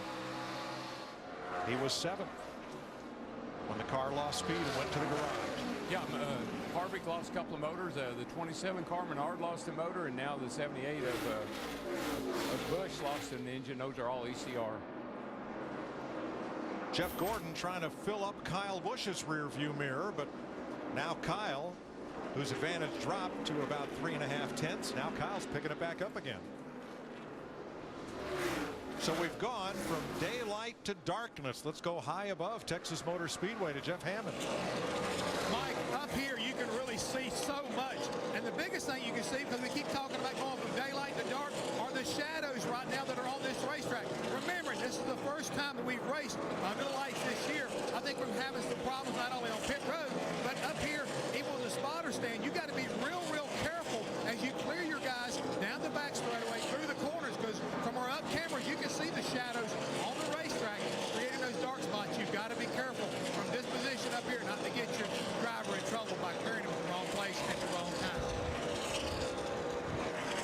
Jeff. Third place has heated up. Dale Earnhardt Jr., Martin Truex, nose to tail. The 88 car has been looking really good tonight. He's made some good gains in the pits and on the track. Dale Jr.'s got a pretty good car tonight.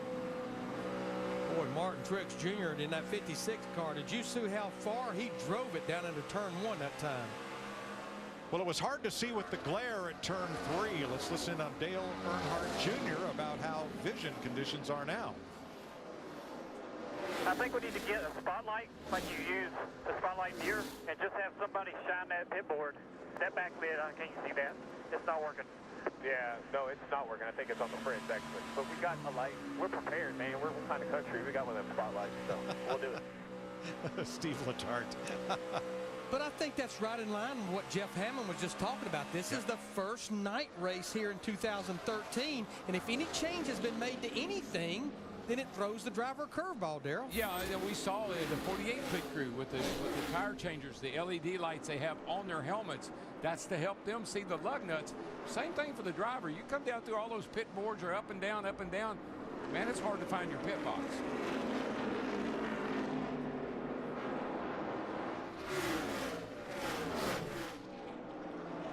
Jeff Gordon is closed back in on Kyle Busch. This is as close as he's been.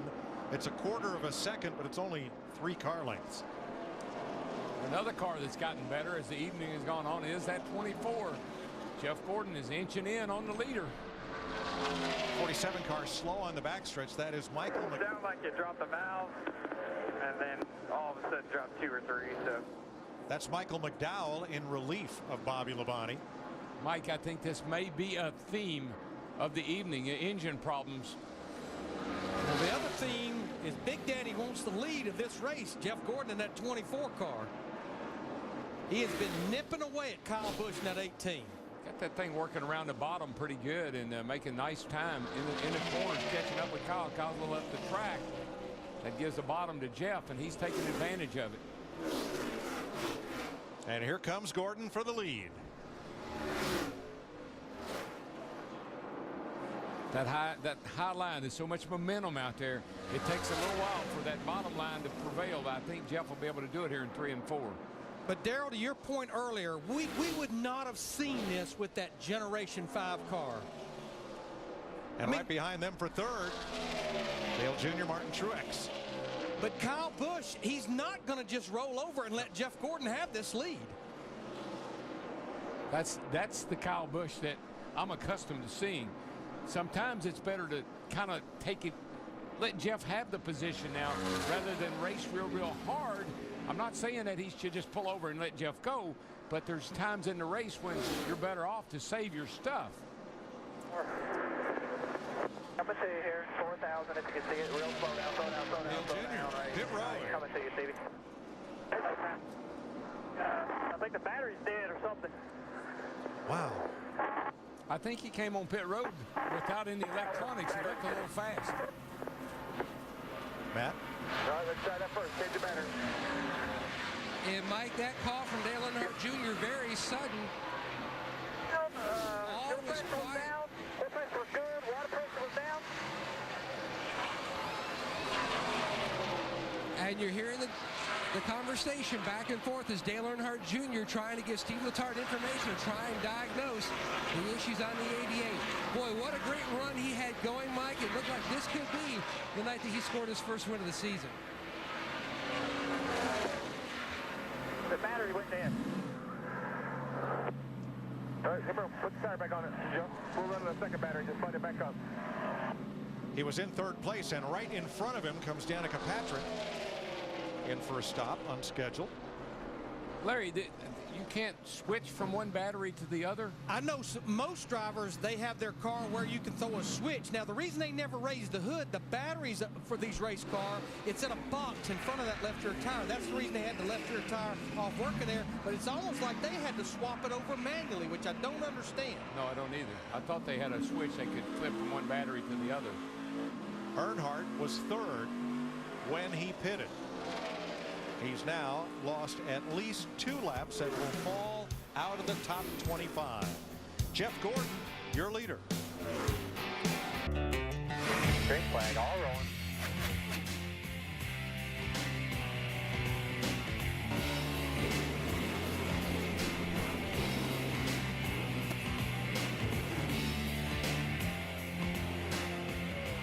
196 laps complete. Jeff Gordon, your leader, and a lot of pit stops under green. Matt.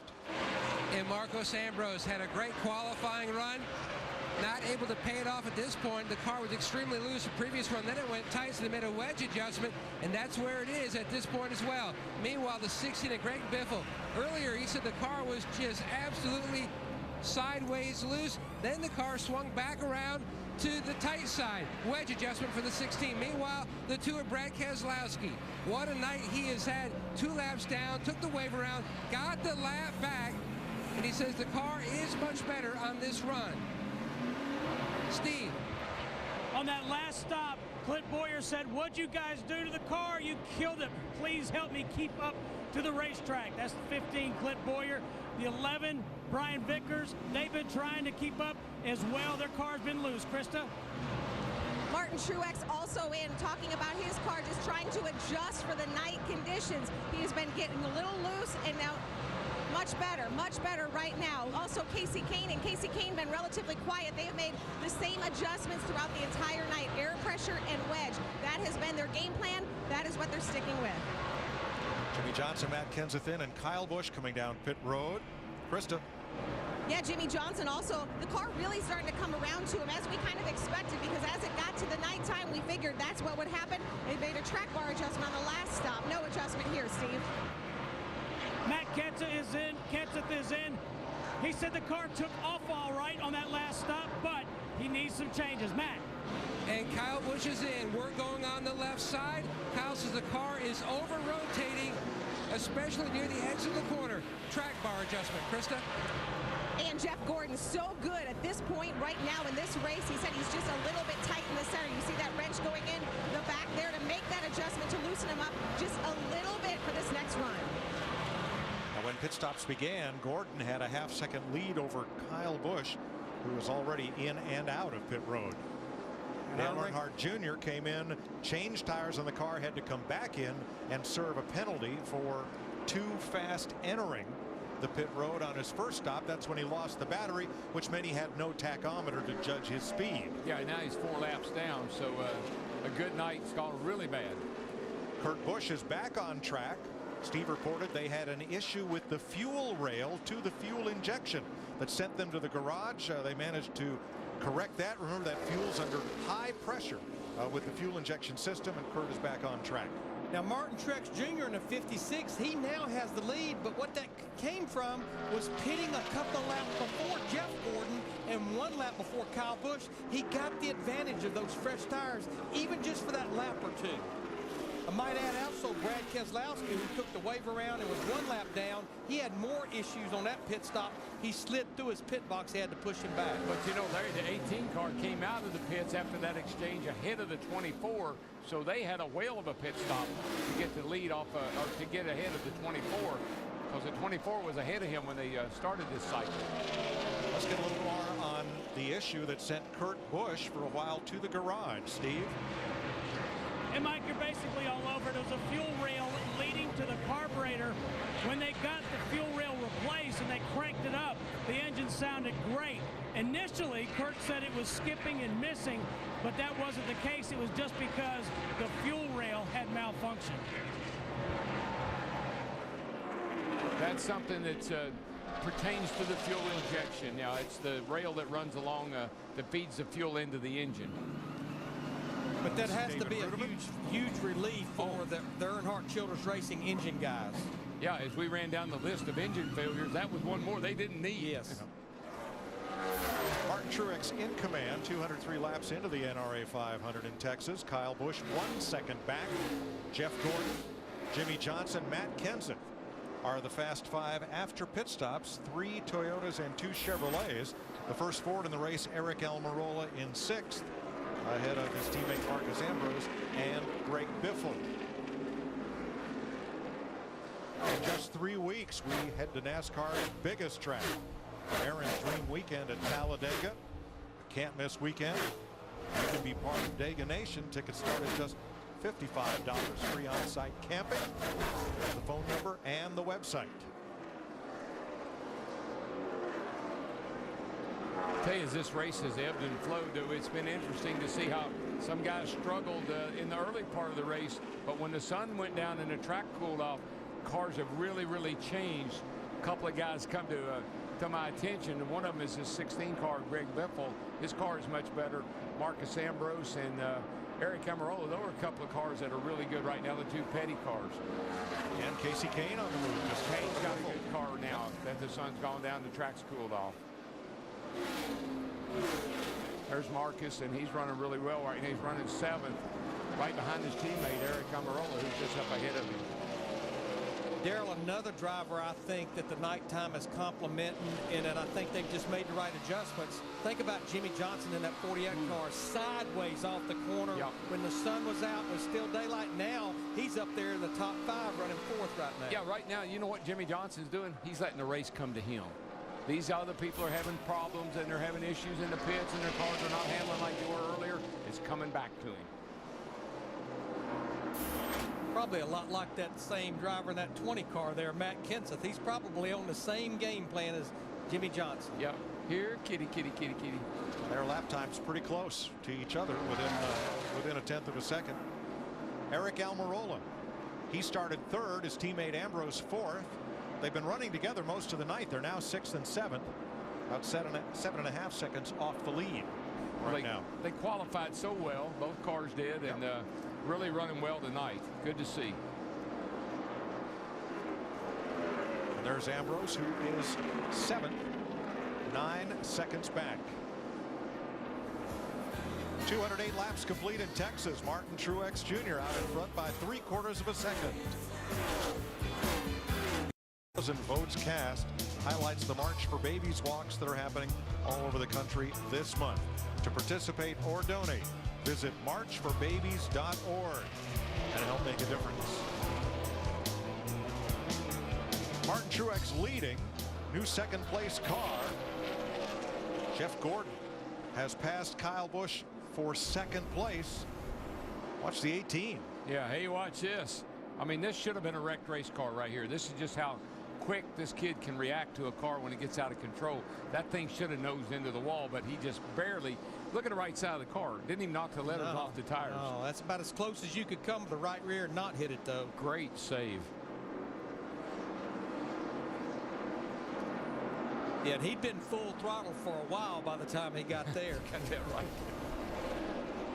Now Kyle continues, Matt, 2.2 seconds off the lead. Mike, after that stop, he was telling Dave Rogers that the car was a little too snug through the center of the corner, not rolling like he'd like it to, but he felt like that was because the car was down on the splitter.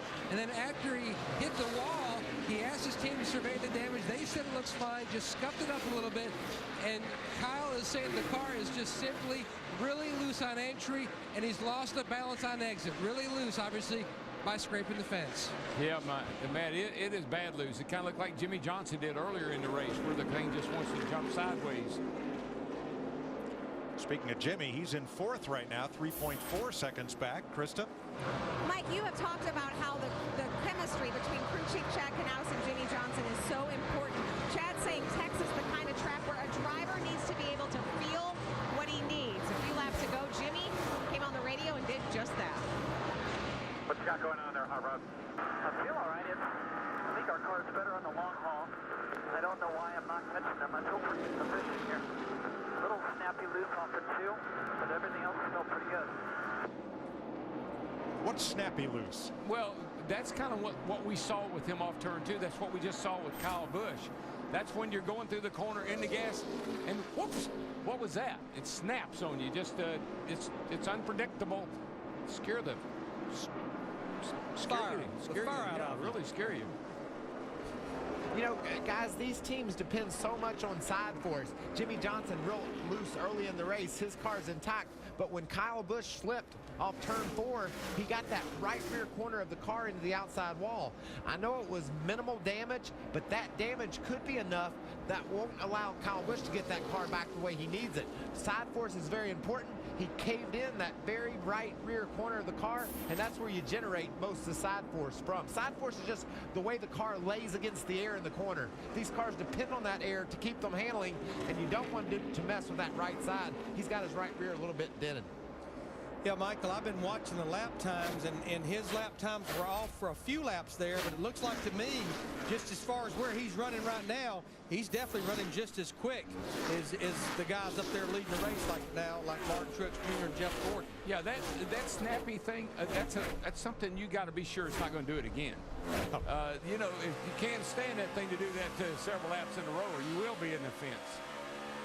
Here's Dale Earnhardt Jr., who was running third, and the electrics in the car went dead. He came down pit road, and without his tack to guide him as to speed, was too fast entering. They switched over to the alternate battery, came around, came back in to change tires, and had to come around again to serve the speeding penalty. And Junior is well back, 33rd, 4 laps down. That's Mike Bliss in the white car as Martin Truex and Jeff Gordon fight for the lead. We sort of saw this last week, Larry, with the 24 car. Wasn't real good on the short runs, but had a car that really did hang in there and got better as the run went along. We're seeing it again tonight. Got a really nice long setup, but we got a caution. Back it down, back it down, caution down, back it down. Somebody caught the wall in the back straightaway. Could have been David Rudiman. And that'll be caution flag number 5. There is Rudiman. And he'll be the red car. Not that one. That's Trevor Bayne. And just in front of him, it's Travis Kvapil, Rudiman's teammate, who bit the wall coming off 2.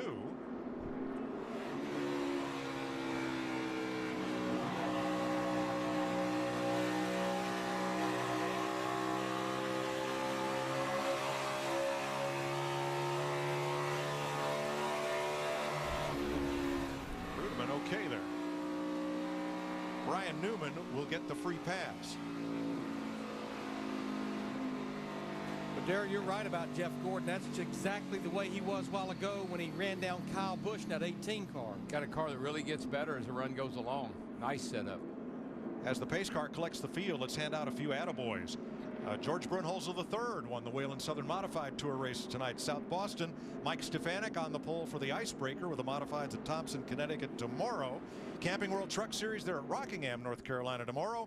And Ben Kennedy, great-grandson of NASCAR founder Bill France Sr., started from the pole and held off Gray Gaulding to win his first NASCAR touring race, the K&N East Series event at Five Flags Speedway in Pensacola tonight. Congratulations. I guarantee his mom's happy. Krista? Jeff Gordon in saying his race car just a little bit tight, especially in the center and in traffic. He asked for a small adjustment. They also need to clean the grill. He picked up some paper. Meanwhile, Martin Truex struggling a bit. He said, I need something. They're going with wedge, Steve. Krista, Matt Kenseth getting a chassis adjustment. He said, I feel like I'm hurting the right front. So a chassis adjustment for the 20, Matt. And Kyle Busch's team making chassis adjustments across the back, both wedge and track bar, trying to get the balance back to how it was a few runs ago. Absolutely free on that last run. He entered pit road in 3rd, and that's where he'll leave. Wow, what a drag race to the line. Oh, my gosh. I didn't see how they were all going to make it. They kept pulling out in front of each other, but they squeezed through. Yeah, we were definitely running out of pit road there. Martin Truex wins the race off pit road.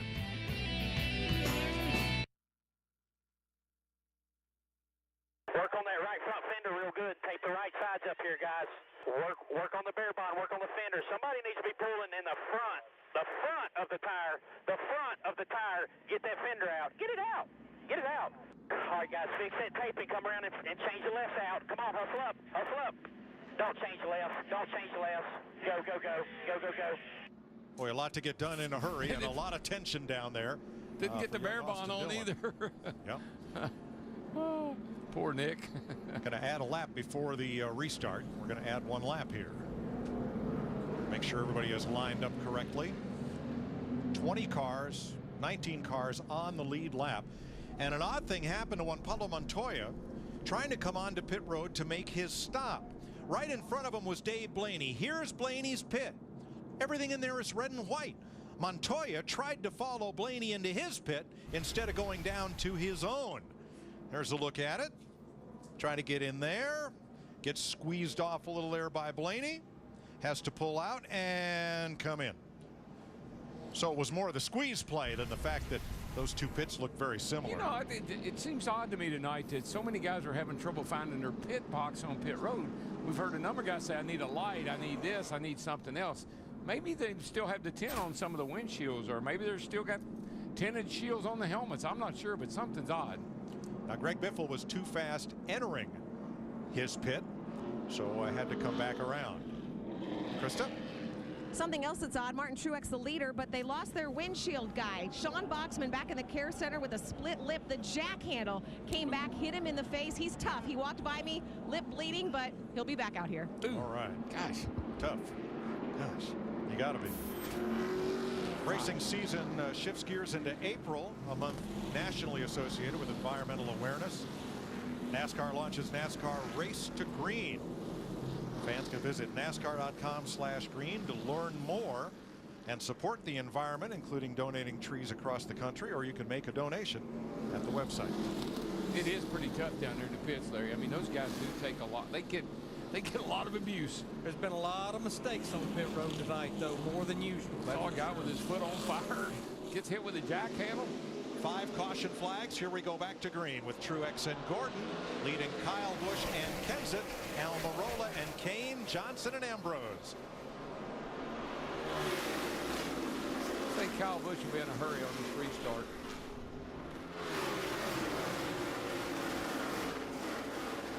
I think Mark Martin backed a bunch of them up. He had to pedal it off turn number 2. Yeah, there was stacked things up pretty well there. Big traffic jam over there that time at Mark caused. Everybody gets away cleanly, though.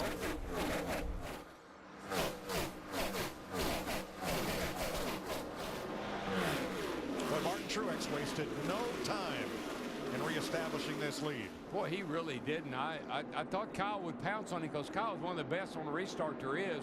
But Martin he's flying tonight. He's got some Napa know-how going on tonight. He has definitely been strong on the restarts, especially in the early part of running that 56 car. But I think also if we look back and you see Jeff Gordon can't hang with these two guys up here to start with, but watch him as the run goes along, starts to chip away at that lead. And how many races do we say that the 24 is a long run car? That if things come to him, the longer the green flag run goes. I think it's just a comfort thing. Some drivers really get into where they want a car to feel a certain way. It's got to be comfortable.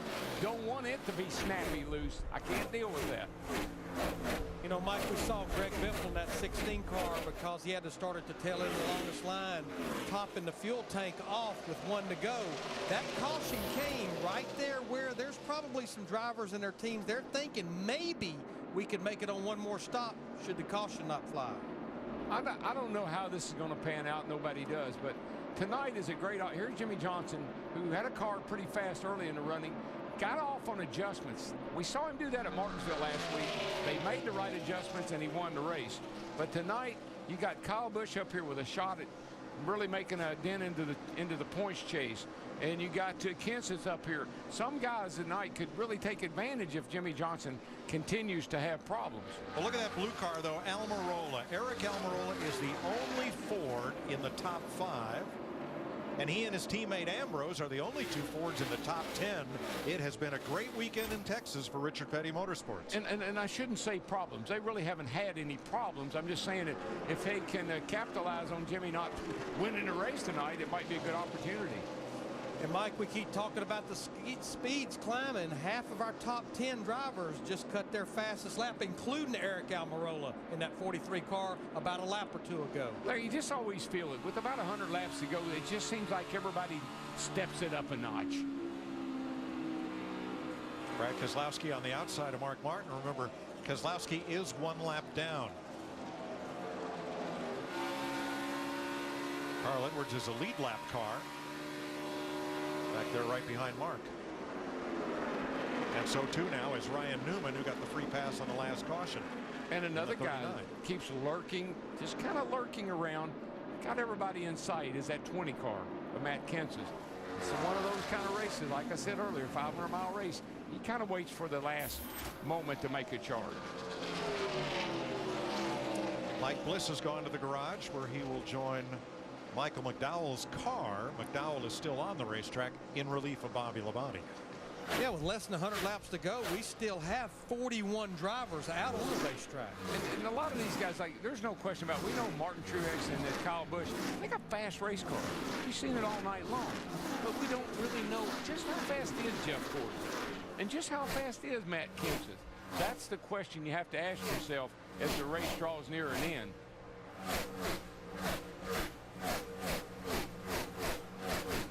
I continue to said it in the pre-race show, and I'm still amazed at the pace of this car, how fast this car, particularly in the corners with the camber they have in the rear tires now. Let's watch it. Let's take a little ride around here with Kevin Harvick. And now, remember how we saw Danica fighting the steering wheel. We saw Brad Keselowski kind of fighting the steering wheel. Watch Kevin as he goes down the front. Loops it out the back, out next to the wall right there, then dives it down to the bottom, looking for that white line. Listen how quickly he gets back in the gas. Well, he never really got out of the gas, did he, Darrell? He burps it. Yeah. It's just a little burp. A lot like he would do Keelan, I'm sure. Just a little burp. And then down into 3. And way back in the throttle before you ever even get to the center of the corner. Yeah, only about 157, 158 miles per hour. What little bit he was off the throttle in the middle of the corner. And we're going to be right at, what are we, 195 right there going into turn 1. That's in race trim, race conditions.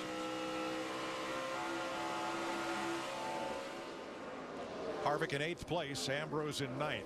We've talked about the drop-off of the tires from new on the restart and what happens to the lap times as you begin to get into a run. Let's analyze Martin Truex on this restart with the number 56, and the lap times go from 28.5, his first full lap under green, and then they drop off half a second, 7/10, 8/10, 1.3 seconds slower 9 laps after the restart. And I think we just need to briefly explain why the drop-off.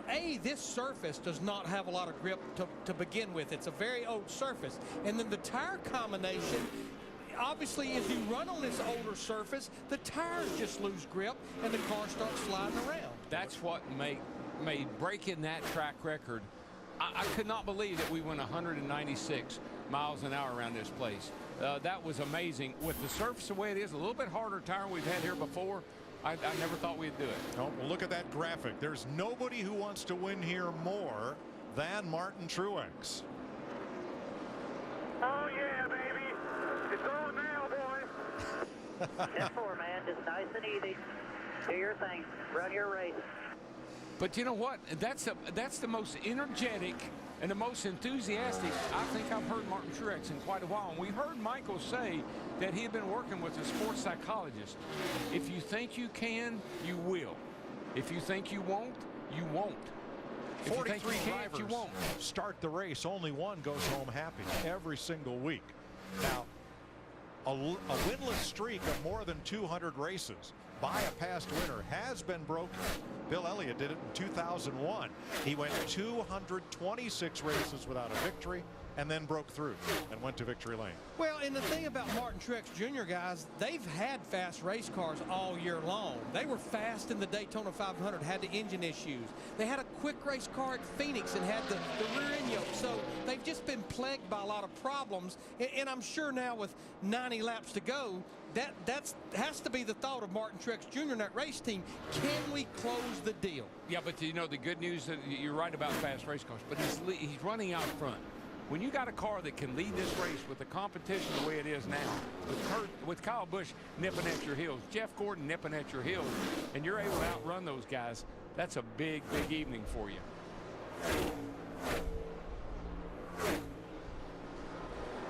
Let's take an inside look at what's happening in the NASCAR Sprint Cup Series, brought to you by Sprint. Fastest lap of this race, Kyle Busch at 190.48 miles per hour. Get the new NASCAR Mobile 13 app and get truly unlimited data on the Sprint network. Learn more at sprint.com/speed. Jimmy Johnson passed Eric Almirola, who now goes right back to work trying to retake that top 5 position. Well, in no way when I said earlier that I count Jimmy Johnson out of this race, because I know how Chad is. He's probably got a little something saved up for that last pit stop. All I was saying was if you got a night like tonight and you can beat him, you better take advantage of it. How about Almirola, Krista? Well, something has been really interesting with Almirola. He's one of the guys who was really tight all night. They said they've been scared to adjust too much because so many other guys are loose. Eric saying earlier in the race he just wasn't sure how this car could be so fast when it's been so tight. Casey Kane closing in. Kane at 7th place. A tight car is comfortable to drive. You don't have to worry about it snapping loose. 4 Toyotas, 4 Chevys, 2 Fords in the top 10. 88 laps to go in Texas. Working on a 9 move.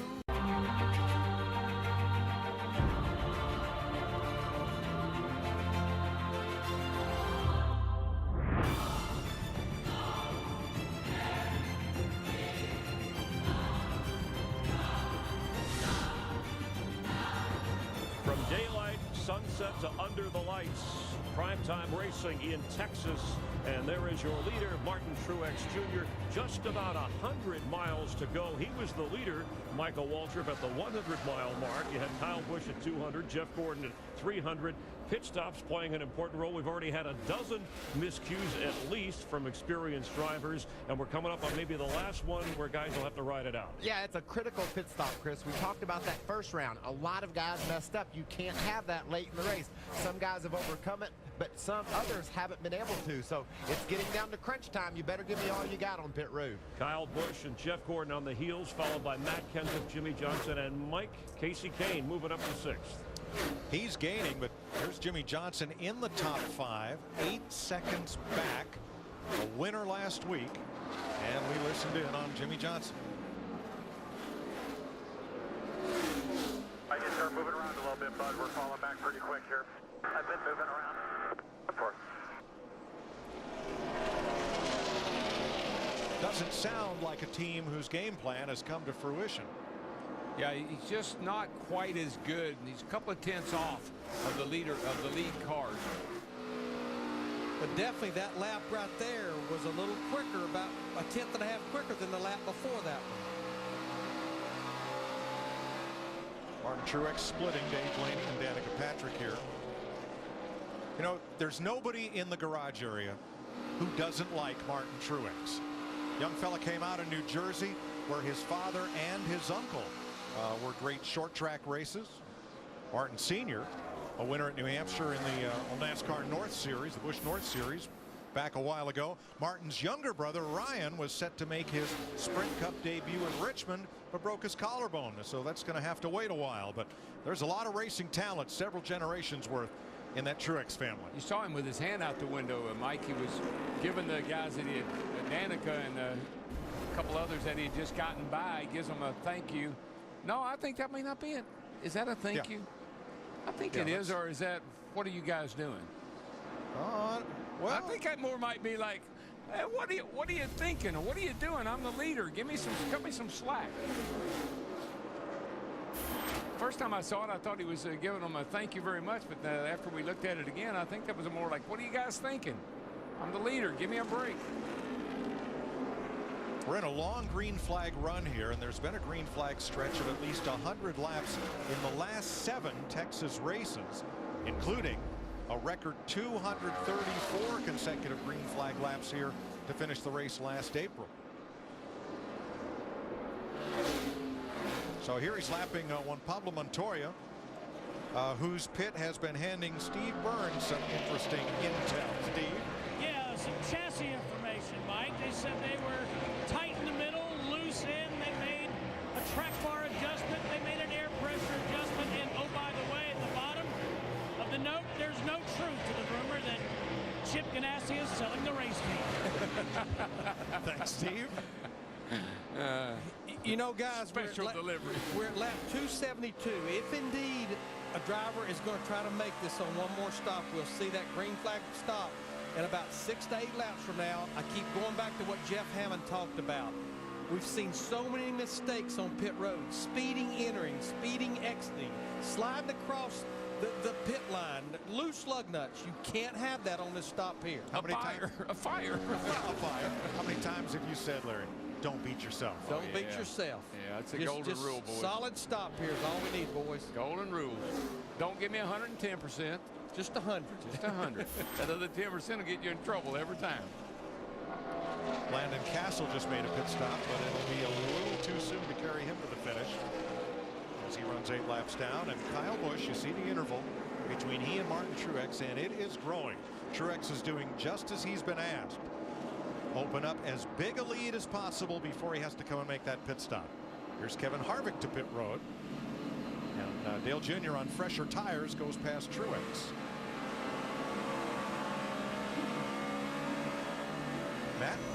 Much of the race, Kevin Harvick was running the high side, but that last run, they dialed his car in so much he could run the bottom. He says a little bit tight trying to get it to turn through the center, and he needs more help, more forward bite up off the corner, but the car much better that run than it has been much of the race. A lot of the lap down cars in now. Yaley, Gilliland is in along with Reagan, and on the lead lap, Ambrose and Josh Wise all pitting. Matt. And Marcos Ambrose, impressive qualifying effort, top 5, and trying to capitalize on it. Last week, he was 8th at Martinsville, hit pit road in the 9th position. He says that he just needs the car to cut in the better in the center of the corner, but it's absolutely way too free on exit.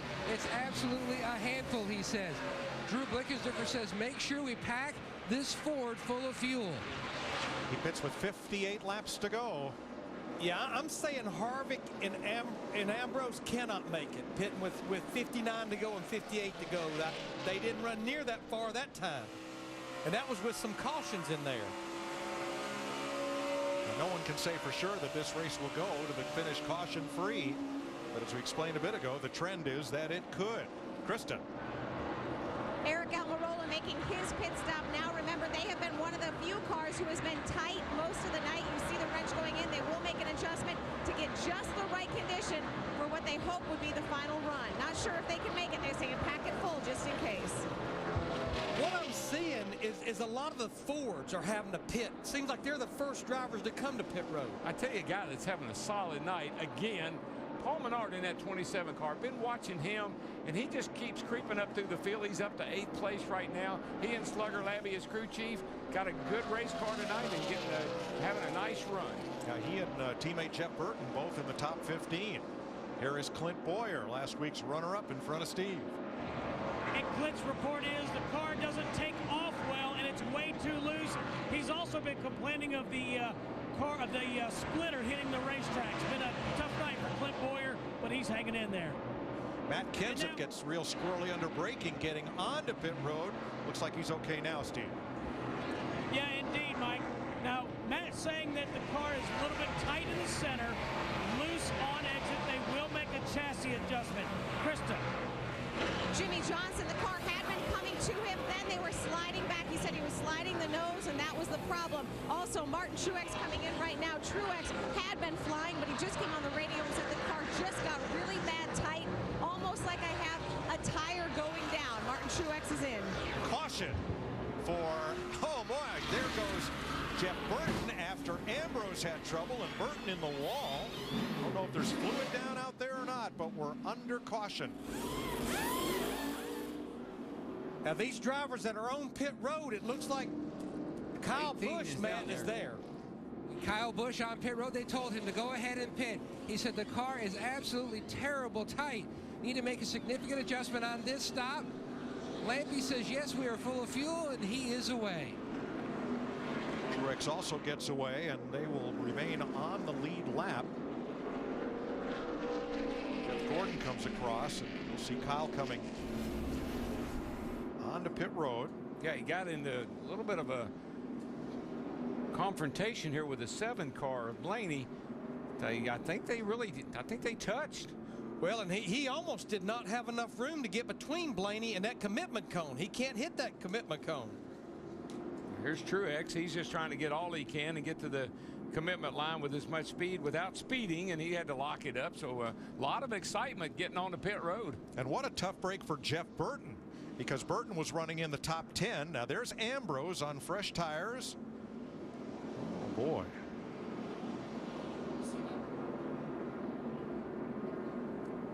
Looked like there was contact between he and Gilliland there. Wow, the 31 was way back there. You know what? It looks like he got on the brakes and it just locked the rear tires up or else spun out. I don't know why. Mark Martin might have gotten into him, depending on when that caution came out. Goes to 9 around off the third. It looked like the David 38. Gilliland, the 38. They made a little contact, look like. But then back here, pretty far back.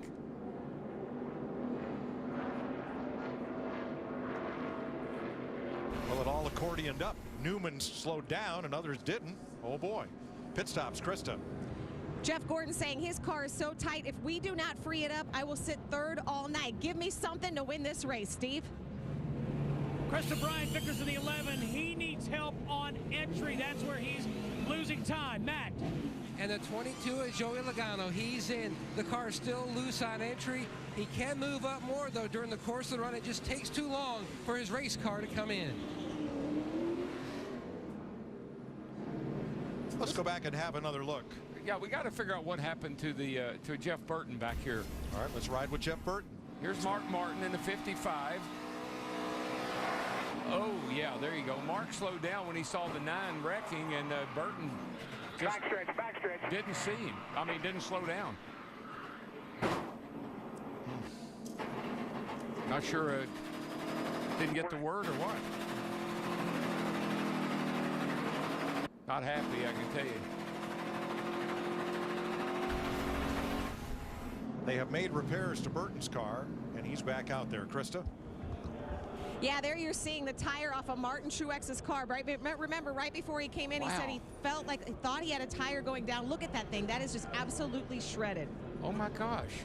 But I've got to say, for Martin Truex Jr. and Kyle Busch, this could have been part of the flat spotting right here, I think, that maybe happened. Yeah, that.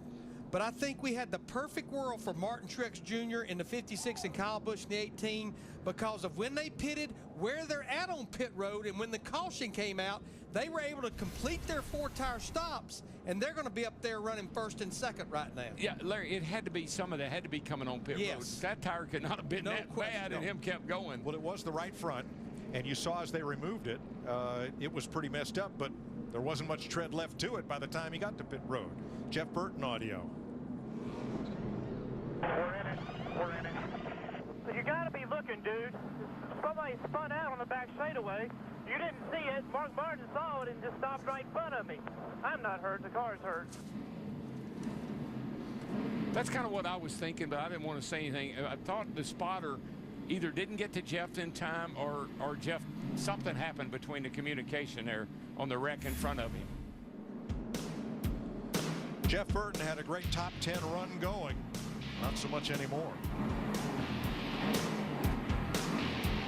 Fox Sports is proud to team with Feeding America, a nationwide network of food banks that helps feed more than 37 million people each year through pantries, soup kitchens, and shelters. Visit feedingamerica.org/Fox Sports to learn how you can fight hunger in your community. Together, we're feeding America. 6th caution of the night, 49 laps to go. And we saw what happened to the tires on Martin Truex's car as he came in knowing he had a problem and catching a break there, getting that tire off the car and changing it. He's not the only team that has been concerned about tire wear on that long green run. Last 3 or 4 laps there, man, that right rear should have been done. Like, it was toast. I couldn't hold on barely. They just showed the 56s on TV. He'd love to bolt yours on right now. Yeah. Dave Rogers and Kyle Busch. Let's check in with Chris Myers. And Mike, with 49 laps to go, Toyotas have dominated this race, but so have pit stops or pit problems. We saw Matt Kenseth and his Toyota create some fire under the lights here at Texas Motor Speedway. Tony Stewart, who's a couple of laps down. And Dale Earnhardt Jr. with battery problems, running 3rd at one point. Came in 3rd in points in this race. Jeff Gordon taking the lead after Kyle Busch goes up against the wall. So Jeff Gordon now entering into the picture here, currently running 3rd with Truex Jr. leading Kyle Busch. And moments ago, Jeff Burton. He gets Ambrose gets spun. You can see how far back Mark Martin is. He can see the wreck clearly. Burton's spotter didn't give him the word that there was a spin. He got into the back of Mark Martin and ran into the wall. And a closer look at what you just described, Michael, take us through it. Jeff Burton okay, by the way? Well, Jeff didn't know what's going on at all. He just can't see through Mark's car. Mark lets off, no idea that he's going down the middle of the straightaway. Burton's just along for the ride after that. He's lucky it wasn't worse than it was spinning around on the back straightaway like that. And with 48 laps to go, you have Martin Truex Jr., who hasn't won a race in 209 previous runs here. Kyle Busch, who's never won here in Texas. Seems like he's won everywhere else. What's going through the mind of those two drivers as Jeff Burton had to settle his mind going through that mishap? Well, Truex has been so close in the last couple of years. You got to remember, Chris, 6 years since he's won a race. That's a long dry spell for a champion like Truex. But he's got his arms around this race. I don't think they'll go to pit road anymore, providing the caution doesn't fall. So it's a sprint to the finish against one of the fastest guys in NASCAR with Kyle Busch. Jeff Gordon has been looming as well. If they can get that final adjustment that Jeff asked for, it could be a three-man fight to the finish. In the meantime, 5 times Truex Jr. has finished second since his last win. Of course, he had a chance to win last year at Kansas, but that race, even though he dominated, fell short. We'll be in Kansas next Sunday here, NASCAR on Fox. When I think of Kansas, I think of the heartland, barbecue in my hometown. But there's a lot more than that coming your way next week. Fast drivers and even faster cars. You don't want to miss this, trust me. It's next week at Kansas Speedway, only on Fox. Look forward to that new asphalt already, though, with multiple grooves in Kansas, Michael. So how will that make a difference in that mile-and-a-half track next Sunday? The crew chiefs are going to be challenged. You know, you're going to come to pit road only every now and then at Kansas because the tires will continue to stick. The drivers are going to be challenged because of the intense speed. These guys will be going over 205 miles an hour down into the corner for this 400-miler. The multiple grooves that they have in the corners, the variable banking, means that there's going to be options for these drivers when they get down to the corner. Kansas, the action is going to pick up for sure. But first, work to be done here. Is it a two-driver race, Truex and Busch, or is Jeff Gordon the picture? Let's rejoin Darrell, Larry, and Mike. Thanks, Chris. 47 to go in the NRA 500. Let's set the field for you as we get ready for the restart. Kyle Busch behind Martin Truex. Kyle's led the most laps tonight. Jeff Gordon there in third. He's the first Chevrolet in line behind the 2 Toyotas. How about Joey Logano up there for fourth after starting way in the back? Brian Vickers in the top 5, substituting for Denny Hamlin. And Carl Edwards, despite the troubles he's had tonight, he's back on pace in 6th place. Ryan Newman in 7th. Got back on the lead lap a couple of cautions ago and has moved forward. Mark Martin, you see the damage from Jeff Burton on the left rear corner of his car. He's 8th. Greg Biffle will be 9th for this restart. Alongside will be Casey Kane in 10th. He's the 3rd Chevy in line. Matt Kenseth, there's Kane. And then Kenseth back in 11th with his Toyota. And the Ford of Eric Almirola. And drivers that took the wave around also included Jimmy Johnson, Kevin Harvick, Paul Menard, and Clint Boyer. Yeah, that caution flag shook things up just a tad there. And to set the field and get it right, we're going to add 1 lap. Tony Stewart got the free pass on that caution, and the 2 cars involved in the caution, Jeff Burton lost a lap making repairs, and Marcus Ambrose lost 2 laps under repair. Both of them were in the top 10 when that wreck occurred. Yeah, what helps so many drivers, pretty much like Mark Martin, Carl Edwards, Ryan Newman, was they were drivers just like pretty much Jeff Gordon and some of those others at the front that had not made their pit stop when that caution came out. And I'm corrected, Matt Kenseth free pass. Tony Stewart, that was Kenseth who got the pass. Stewart's further down in the order. He's the first car 2 laps down, not 1 lap down. We're listening on Jeff Gordon. Just think about how bad it was running 25th in Vegas when they get this green flag. Yeah, it's been fun, I can tell you that. Look forward to having a little more. Yeah, I tell you, that run at Martinsville last week, I think that really brought Jeff Gordon and his race team to life, no question. I believe I'd have been a little bit more encouraging to Jeff. man. We had a good car all night. You're sitting right here with the guys that have been leading the race. Let's get this job done. Come on, let's go. A little cheerlead. Yeah, let's do a little cheering here. Danica Patrick, 29th tonight after a great top dozen run at Martinsville last Sunday. She's one spot behind Dale Earnhardt Jr., who had problems, lost a battery, and is 28th. Getting ready for the restart.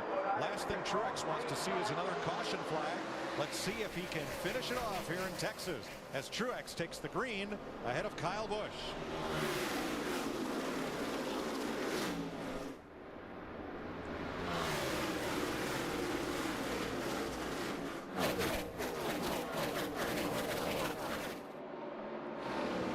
Three wide with Newman to the bottom.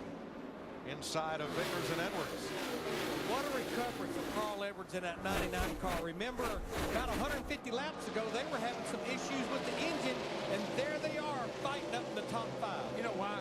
I give a lot of credit to his crew chief, Jimmy Finning. He's the kind of guy that's the kind of race he calls. That puts you in a position when it counts. Krista's in their pit. Yeah, something else he had to come back from on a restart.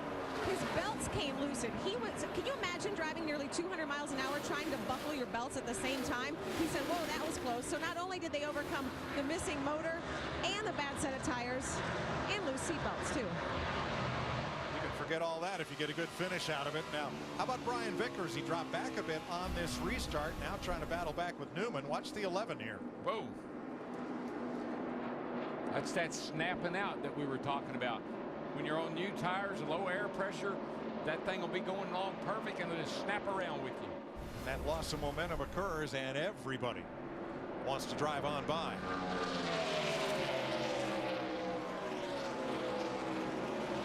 For 6th place, Vickers trying to charge back against Newman, and whoa, right there is that number 16 of Greg Biffle. He almost ran right through Vickers. Biffle likes it when it gets like this. I think he's got a fast car, Darrell, and he's getting impatient. Yeah, it's his kind of, that's the way he likes it. You see Brad Keselowski in the 2 car, he's 1 lap down, but he's the first driver a lap down, so he would love to see a quick call.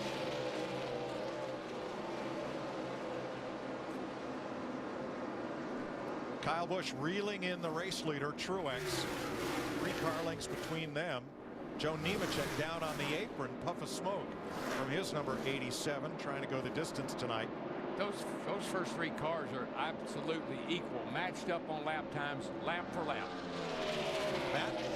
Mike, Dave Rogers being the cheerleader here as we're chasing down to the finish, told Kyle Busch, just save your tires. You'll have them at the end. Well, I think that's based on what they thought with Truex's right front being shredded up like it was. So that Kyle said his were not too good either, but they were definitely better than Truex's. Here comes Kenseth for 8th place against Ryan Newman. And you know what, if you know you got to take care of those tires, you won't lean on them quite so hard. You won't turn that wheel quite so much. You won't jump back in that throttle quite so hard. You'll be a little more gentle with the car. But Larry, in that long green run, Truex wore out the right front tire. Kyle Busch said he wore out the right rear tire. Well, we know for a fact that Kyle Busch had been loose. The rear was wanting to come around on him. That would work the right rear tire. I think we heard our slight report, Truex was a little tight. The front end wasn't turning. That loads that right front tire, puts more wear on it. But the guy running third, I never heard him say too much about having any kind of problem. Not at all. And that would be Jeff Gordon.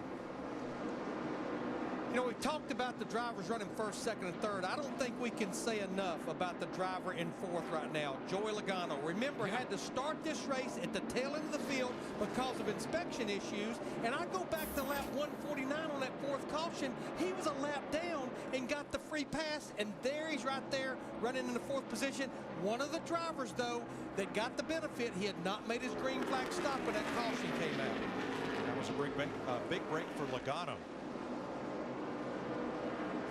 J.J. Yaley almost got swallowed up by a group of cars in turn 2, and he's come around slow down on the apron as Trevor Bayne and Eric Almirola nose to tail. Almirola still on the lead lap, and Paul Menard trying to close in once he gets past Baines, number 21, which is a lap down. You know, I think Todd Gordon, Troy Logano's crew chief, I think Joey and Todd, it took them a few races here, Larry, but I think they're starting to really gel. They're starting to communicate, and that little 22 card's getting better every week. We saw that at California. Yes, sir. Carl Edwards in 5th. We've seen some just incredible performances the last few weeks by drivers who've had terrible days. Last week it was Mark Martin. Everything went wrong on the pits and in the racetrack. End of the race, Mark Martin's in the top 10. Carl Edwards has had that kind of night, and here he is in the top 5 in the closing stages. Yeah, again, I just think about how Jimmy Finning, the veteran that he is, been around this sport, I don't know, longer than I have just about, and caused such a great race. And he's a calming influence on an energetic Carl Edwards. He did a lot for Matt Kenseth, who now drives for Joe Gibbs in that number 20, battling teammate for tonight, Brian Vickers. I get a feeling Brian Vickers in that 11, he's just hanging on for dear life. But someone told him, Brian, less than 35 laps to go. He's giving it all he's got right now. Remember, the 2 of Keselowski is 1 lap down. Denny Hamlin watching that 11 go around track without him. Last week with Mark Martin, and this week and next week with Brian Vickers. And he'll meet with doctors soon. Try to get an idea on when he can return to the seat of the number 11. And the goal of the 11 team is to do exactly what they're doing. Build that notebook with this Generation 6 car, and also keep this 11 team in the top 10 in owner points. That could be huge, something we've not seen since the inception of the chase when we get to Richmond. Well, this is really and truly the 3rd different driver in this car. I mean, think about Hamlin, and then you talk about Mark Martin last week, and now Vickers this week. So that's a big challenge for Darian Grubb and that team. Casey Kane battling Kevin Harvick. That's 14th place at stake right there. Wasn't that many laps ago, Kevin Harvick was up inside the top 10. It's almost like they've not kept up with adjustments exactly like they needed to with Kevin's 29 car. Truex the leader by 0.8 of a second. He's finished second 5 times since his last victory. 209 races to go. The man who's stalking him, Kyle Busch, in that green, white, and black number 18, in his 300th Sprint Cup start tonight. And look at the champions and a couple of Hall of Famers there who each won their 300th start, along with Casey Kane, great Ned Jarrett, and newly named Hall of Famer Rusty Wallace. Well, I think it's going to take everything that Kyle Busch has got if he's going to get up there and win this race, take it away from Martin Truex. Because Martin is just, I watched the lap times again. Martin is a couple of tenths quicker than Gordon and Busch. So right now, if nothing happens to that 56 car, I don't see anybody challenging him. They've done a nice job of keeping up with the racetrack and keeping up with the adjustments, because they've been up there all night long. Last time I saw him run this good was at Kansas. Jeff Gordon slows on the front straightaway with 28 laps to go. 24 laps to go in Texas. That is car 24. Jeff Gordon in the garage area after running 3rd. What happened, Krista? Well, he came on the radio, thought it was a flat left front tire. He said he knew that was where the problem was. When they came in, the tire looked fine. It was the left front hub. The hub was completely burned up. Gordon out of the race as he turned to the garage. Teammate Dale Earnhardt Jr. came down pit road for another stop. But out front, Martin Truex Jr. and trying to lap Landon Castle. There is Kyle Busch, who has cut the lead to 1.1 seconds. Hold the phone. That 18 is closing our last couple of laps. He's made up a couple of tenths a lap. He's coming. Yeah, it was 2.5 tenths on that last lap. I think he may have been listening to what Dave Rogers, save your tires. Maybe he's saved enough tire now he's going to stand on the gas. 15 cars on the lead lap. Back to Clint Boyer as we get down to the closing stages of the second 500-mile race of the season. There's the progression. Well, we saw Martin Truex last year at Kansas dominate that race. No way he could lose. Had the best car of anybody there and got beat right at the end. And I'm telling you, that 18 car is on a mission. Truex has come so close so many times. Mindful of Harry Gant trying to win his first Sprint Cup race. He finished second half a dozen times. And caution is out. Caution's out, caution's out. Back it down, back it down. 21 laps to go and the caution waves.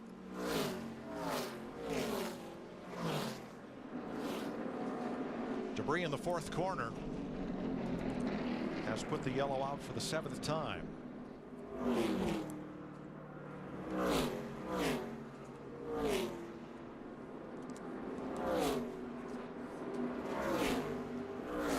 So now it's time for our sprint 20 to go as the pace car picks up Martin Truex. 7 cautions for 33 laps, 15 lead changes in this one. Truex has led the second most laps, trying to go to victory lane for the first time since Dover in June of 2007. Kyle Busch has led the most laps, 150. That's almost as many as the whole rest of the field. And in third, when they fired the engines, Joey Logano wasn't even in his car yet because of problems in inspection. And look at the ride he has taken up the chart to third. And that's our sprint 20 to go. And we'll see how this caution impacts things. If you think you've seen everything, wait till you see this. 20 to go. Well, what we're going to see a busy pit road, Chris. I don't see them doing anything but 4 tires. That's the plan, man. What a comeback for Carl Edwards to be in this race. There you see them on pit road. Carl Edwards trying to keep himself in the top 5. Meanwhile, Martin Truex is not racing for points. He is racing for this win. He said, don't change it. I like it. Matt? Kyle Busch in the upper right says he needs more help most on exit the corner. He called for the air pressure change, taking air out of both rears to help for the forward bite. Meanwhile, Joey Logano, what a race he has had. He says the entry is very stable, but he needs to take off better, especially on this much shorter run. And Busch wins the race off pit road with Truex second. Carl Edwards moving up, and Greg Biffle. Guess what the deciding factor in this race may very well be? The #1 pit box. Which goes all the way back before this 500-miler started, qualifying last night. Same as it was last week at Martinsville. Pole winner has the first choice of pit position. Most pole winners pick pit #1, and that's where Kyle Busch rocketed out from to beat Martin Truex to the end of the pit road. Look at the boys celebrate. Woohoo! Now, as the caution came out, we were riding with Mark Martin. They said there was debris up in turn number 4.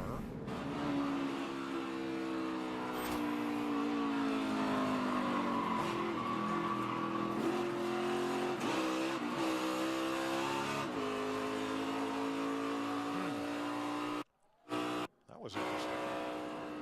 And it almost looked like Martin just lost the car and went up and hit the wall.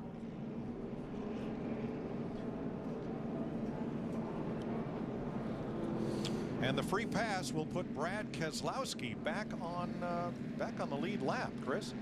Yeah, and amazing. I know Darrell pointed out, Michael, at the start of the race, you said to me, hey, that #1 pit box qualifying for Kyle Busch, it may figure in the end of this race on the race off pit road, a major advantage in the battle for the top 2 spots with Toyotas. Yeah, and you know, Kyle Busch has been solid, but as they run 10-12 laps, Truex has been faster than Kyle, so this sets up to be a really interesting finish. One guy that can sprint and keep up with Martin for a while, but then Truex seems to put him in his dust as they run on. So there's only a handful of laps to go. Could be interesting. And Carl Edwards, who's won more Texas races than any other driver who's active here with 3, where does he figure in this, or is it a 2-driver race, 2-horse race at the end here? Well, I also like Greg Biffle. Darrell talked at the start of the show about he's a wheel man, and you need your will right now. You need that drive from inside to go get the job done. You give me a sprint and Greg Biffle in a car, I like my chances pretty good. He's going to start on that outside of the second row right behind Truex. So I'd look for one of those 3 to get it done. Darrell, Larry, and Micah. And Darrell, I guess strategy out the window, pretty much the driver who's got the car. This is where it's his to take the win. Yeah, and this is where Kyle Busch is so good. He's great on restarts. He's going to have the inside line. And this is when Martin Truex really has to dig deep. This is when you start remembering how long it's been since I won my last race. You cannot let that affect your concentration. You got to get up on the wheel and you got to get it. Tonight you got the car to win. And Larry, I can't put all that on pit box number 1 because it didn't look to me as if Truex's stop was as fast as some of the other drivers that was pitted around him. It absolutely looked like Kyle Busch's crew nailed that pit stop, but I couldn't agree with Michael more. We've been talking about long runs all night long. This is not a long run. No. I do like that 16 car. We know that hungry hound, what he can do. He'll get both hands and feet up on that steering wheel. Well, let's listen to some Kyle Busch team audio after that pit stop. Go, go, go. Yeah, boys. That's the way you do it. How about 11-7 on the watch for my boys? Way to step up when the money's on line, boys. Good job. 11-7. Wow. 4 tires. And there it is. It's a second on the stop. And about a second right there as well. Well, when you saw him leave, when we were looking at him going out of the pits, he was out of the pits before anybody even got close. And that's because of that first pit box. Exactly. He can fire right out of there. Whereas Truex had to battle traffic down pit lane. Is this a team sport? Yeah. 18 cars took the wave around, putting McMurray and Bain and Quapple back on the lead lap. So 19 lead lap cars. Tony Stewart's the first car 1 lap down. As we get ready to settle this, it'll be 16 laps to go as the 2 Toyotas come to the green flag. We got to go. We got to nail this restart. Boy, look at Greg Biffle in that 16. He just forced his way to the bottom, almost right up against Joey Logano in the 22. Somebody way up top, that's Kenseth. And out front. It's mighty crowded off of 2 over there, but looks like they're going to make it down the back. Can they make it into 3? Woohoo! 3 wide. That might even be a little bit too wide. Narrows up considerably. Menard under fire from the 39. That's Newman to the bottom. Trying to take that spot away after Vickers muscled his way through. Well, when you look up here what's going on in the front, the 99 car. Larry, the 99 car, for heaven's sake. How about Brad Keselowski in that 2 car? He just got the free pass and he just drove up by a bunch of them. He's up to 11. Okay, Martin Truex is going to have his hands full. Not only is Kyle Busch driving away from him, but he's going to have his hands full with that 99 car.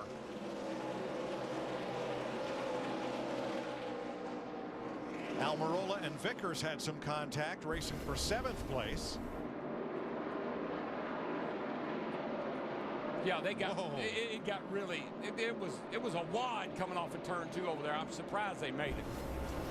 You saw Kenseth there up high. He has not been able to advance. Not been able to run the bottom either. How about Martin Truex, Kristen? Well, Truex was worried about being second on that restart because he knew he'd be tight on the outside. The problem is his tight condition, not just on the restart. He said he is getting tight, and he doesn't know why. Same thing. It so reminds me of Kansas last year. A year ago. Had a dominant car. Last pit stop. Whatever they did, whether they made a change or not, the car was not quite as good. Well, and I think one thing that happened there is the weather changed dramatically late in the race. That's not the case tonight. 12 laps to go. Is that enough time for the car to come to Truex and him to run down Kyle Busch? No way. Kyle, they're matching lap times. Matter of fact, Kyle is a good 2/10 quicker right now than anybody in the field.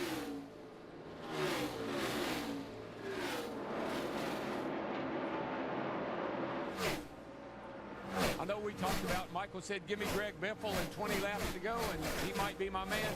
But I know on restarts, you give me Kyle Busch, you put him on the inside on the restart, I would say adios to everybody else. There's Greg Biffle in the 16 trying to battle his teammate Carl Edwards. This would be a battle for 3rd. And that's 2 guys right there. Carl Edwards has won 3 times here, one of the winningest drivers here, and Biffle 2 times. 2 guys that know this racetrack. Brad Keselowski in that 2, all over the back of Paul Menard in the 27. He's trying to get into the top 10. I think a top 10 finish for that team tonight would almost be like a win considering everything they've been through today. Well, yeah, look at his teammate, Joey Logano, running 5th. And here's Brad trying to get in the top 10. That's a great recovery for those guys. Biffle's going to make the move to the inside of Edwards.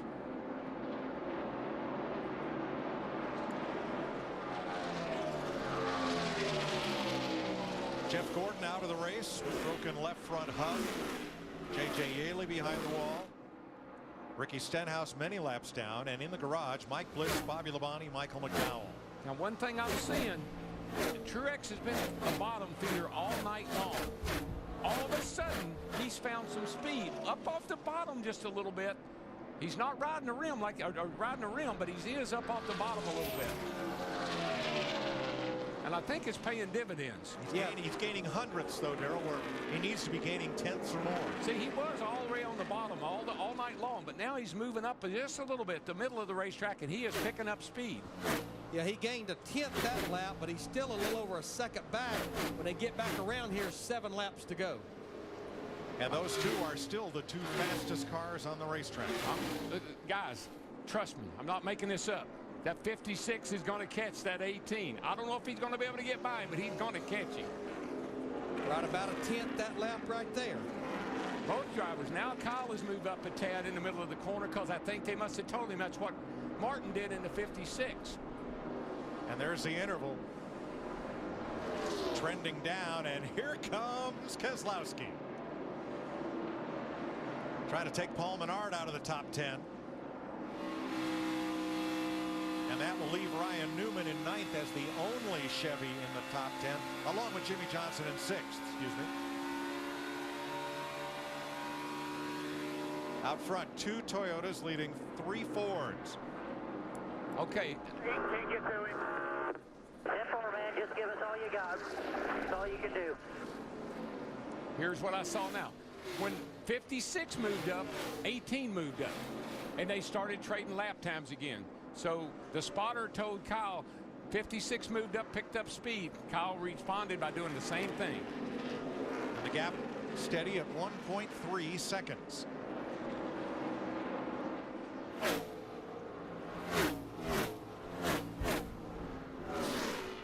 To go.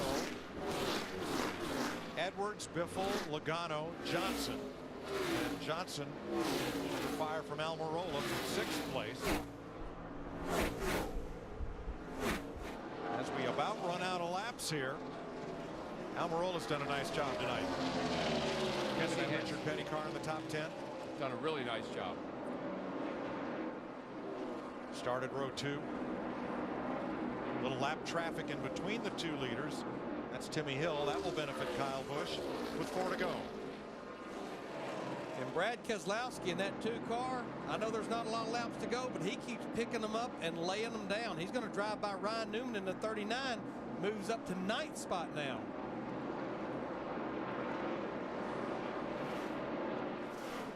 Truex closing just a bit. Yeah, it's kind of nip and tuck now. I mean, Kyle will be quicker 1 lap by a 10th. Martin will pick up a 10th, but it's pretty much leveled off.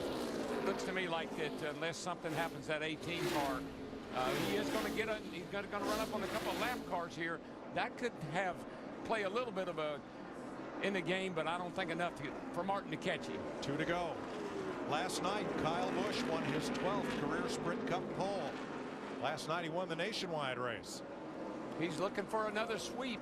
I think he has 6 already.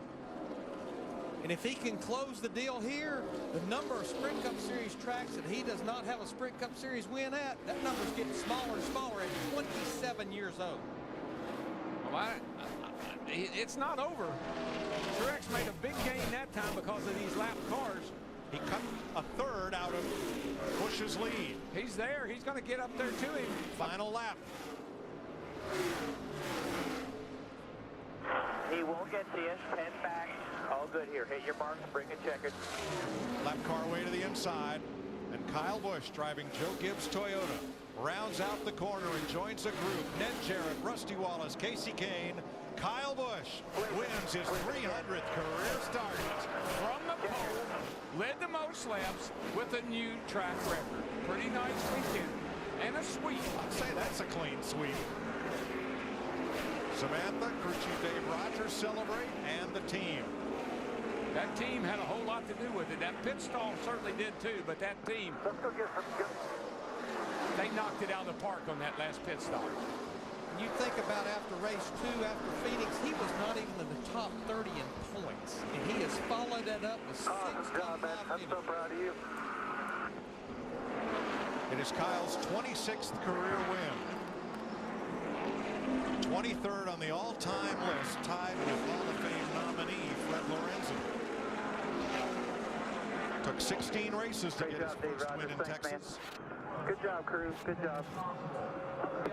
Thank you, sir. You drove a great race, man. You're doing awesome this year. I appreciate it so much. Second win of 2013. And in NASCAR's top 3 series, that's 9 Texas trophies. One of those nights when you look at Kyle Busch and that 18 team, everyone did their job to perfection. You got it. I agree 100%.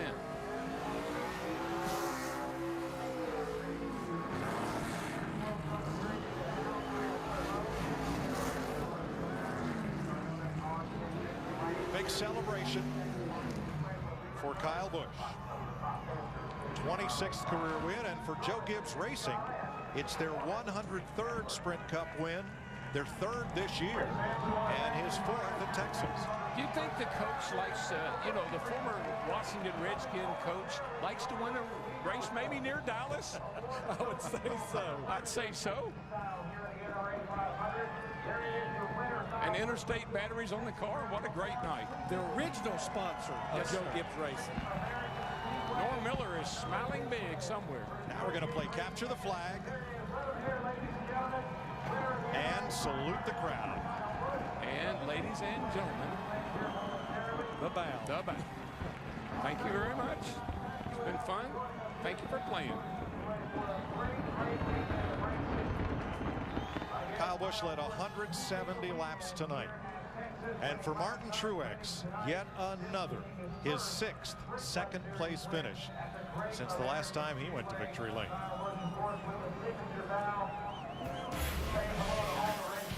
We'll be back with more from Texas Motor Speedway, where Kyle Busch heads for victory lane. Exciting finish for Kyle Busch. NASCAR on Fox at the Texas Motor Speedway. Michael Waltrip, Chris Myers welcoming you, and Carl Edwards working his way up to 3rd, and Martin Truex Jr. Michael Waltrip racing for the 2nd straight race, winds up 2nd, but heartbreak for Truex, who's standing by with Chris Devoto. Heartbreak indeed. I don't know if 2nd place has ever felt so bad as when you have a car that good. If that caution hadn't come out, wouldn't have had to do that restart, would it have been a different story? Yeah, shoulda, coulda, woulda, It happened a few times to us last year, too. So I'm just disappointed, The race was over when we got beat out of the pits.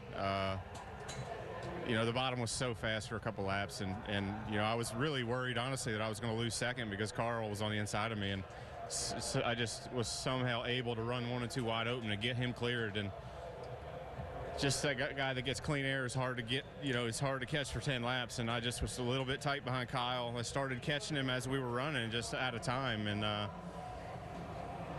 race was over in the pits, so sucks. Proud of my team, proud of the Napa guys, Chad and everyone. We've had a tough season. We had a great car all weekend long. We definitely had a car worth, capable of winning. And just, man, I'm tired of finishing 2nd. This is getting old. A great car, but yeah, this one's going to sting for Martin Truex. You can see it on his face and hear it in his voice. Meanwhile, for Kyle Busch, 1 race, 1 all of last year, already 2, and Steve Burns is down there in victory lane for the celebration.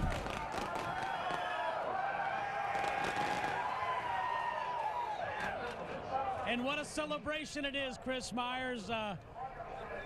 The broom to Texas Motor Speedway. What a weekend, Kyle. Talk about the win tonight. Eddie made me my own right there, baby. That feels good. Oh, man. For interstate batteries and Norm Miller to be in victory lane in Texas, there's none better than putting him right here, And great race car. Dave Rogers and these guys gave me a great piece today. We ran up front all day long. But if it wasn't for my pit crew, who's the most awesome group ever, and since 2008 we've been together, haven't had any changeover, man, those guys are just awesome.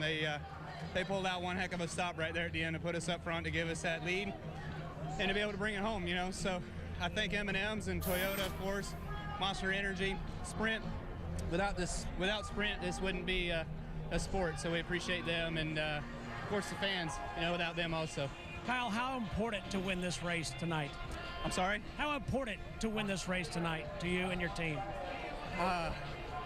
It's good. It's really, really good. I mean, we've had a great start to the season, and it feels amazing to keep this roll going, and it's just so much fun to race with this group. We had a talk over the winter. Dave and I had a talk a few weeks ago, and things have just kind of gelled, man. We've been doing really, really good. And I'm proud of this bunch, and couldn't say enough about Joe Gibbs Racing. Everybody back at the shop, all the guys and gals, I mean, these cars are amazing to drive. They're fast, they're fun, and what up, buddy? And it's just amazing. It's good. I love it. All right, let's go back to Chris Myers. Congratulations. Thanks, Steve. Part of that talk over the winter, I've got to start living differently, is what Kyle Busch and Joe Gibbs Racing and his team talked about. And while Kyle Busch dominated this race, a number of drivers had to make up ground just to get back near the top, including Joey Logano going back to pre-race. Michael, we talked about it, last car through inspection. Look how frustrated Joey is, wondering if he's even going to get to race. They were that close to getting that car on pit road. Luckily, they made it. He parlayed that into a great finish, Matty. Yep. Go ahead, Matt. Absolutely, and we documented that drama pre-race. In fact, they gave the command to start engines. Your car was not even to the grid yet. How would you describe this day to where it started and how it finished? Shoot, I wasn't even in the car yet. But no, these guys dug really, really hard all day to get this show Penzo Ford on the racetrack. And it was a little too close for my comfort, to be honest with you. Having to start from the back, worked our way up. Ty Gordon did a great job, keeping everyone under control, not getting overwhelmed by everything. Focused in, made his adjustments, got our car a lot better than what it was. We just weren't fast on the short run. We started fourth there with, I think it was like 40 something to go, and the top three guys were gone. And then after 15, 20 laps, I can hang, and then eventually I start catching them a little bit. We never had any short run speed in our car all weekend. Even from practice, we were slow on the short run, but good on the long run. So I have to kind of figure out where that speed is. But if you told me I would have finished fifth today, I would give you a hug, because that is definitely, man, I'm pumped up about our finish, the way we got that. I'll take a handshake. And by the way, coming in tonight, he hadn't finished in the top 10 in the last 4 mile-and-a-half races, and he scored a fifth here at Texas. Meanwhile, Kyle Busch, who recently shot a cameo on the FX show Anger Management with Charlie Sheen, is celebrating here. All smiles. More interviews in a moment. Could you pass the salt? Sure. Does luxury always need this much space?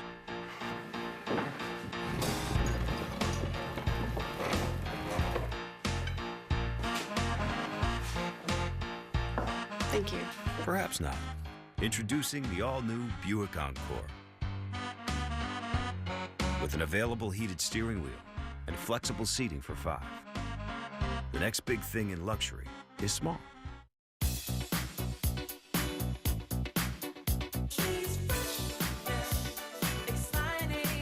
If everyone agrees fresh tastes better, why are you still eating dry pasta?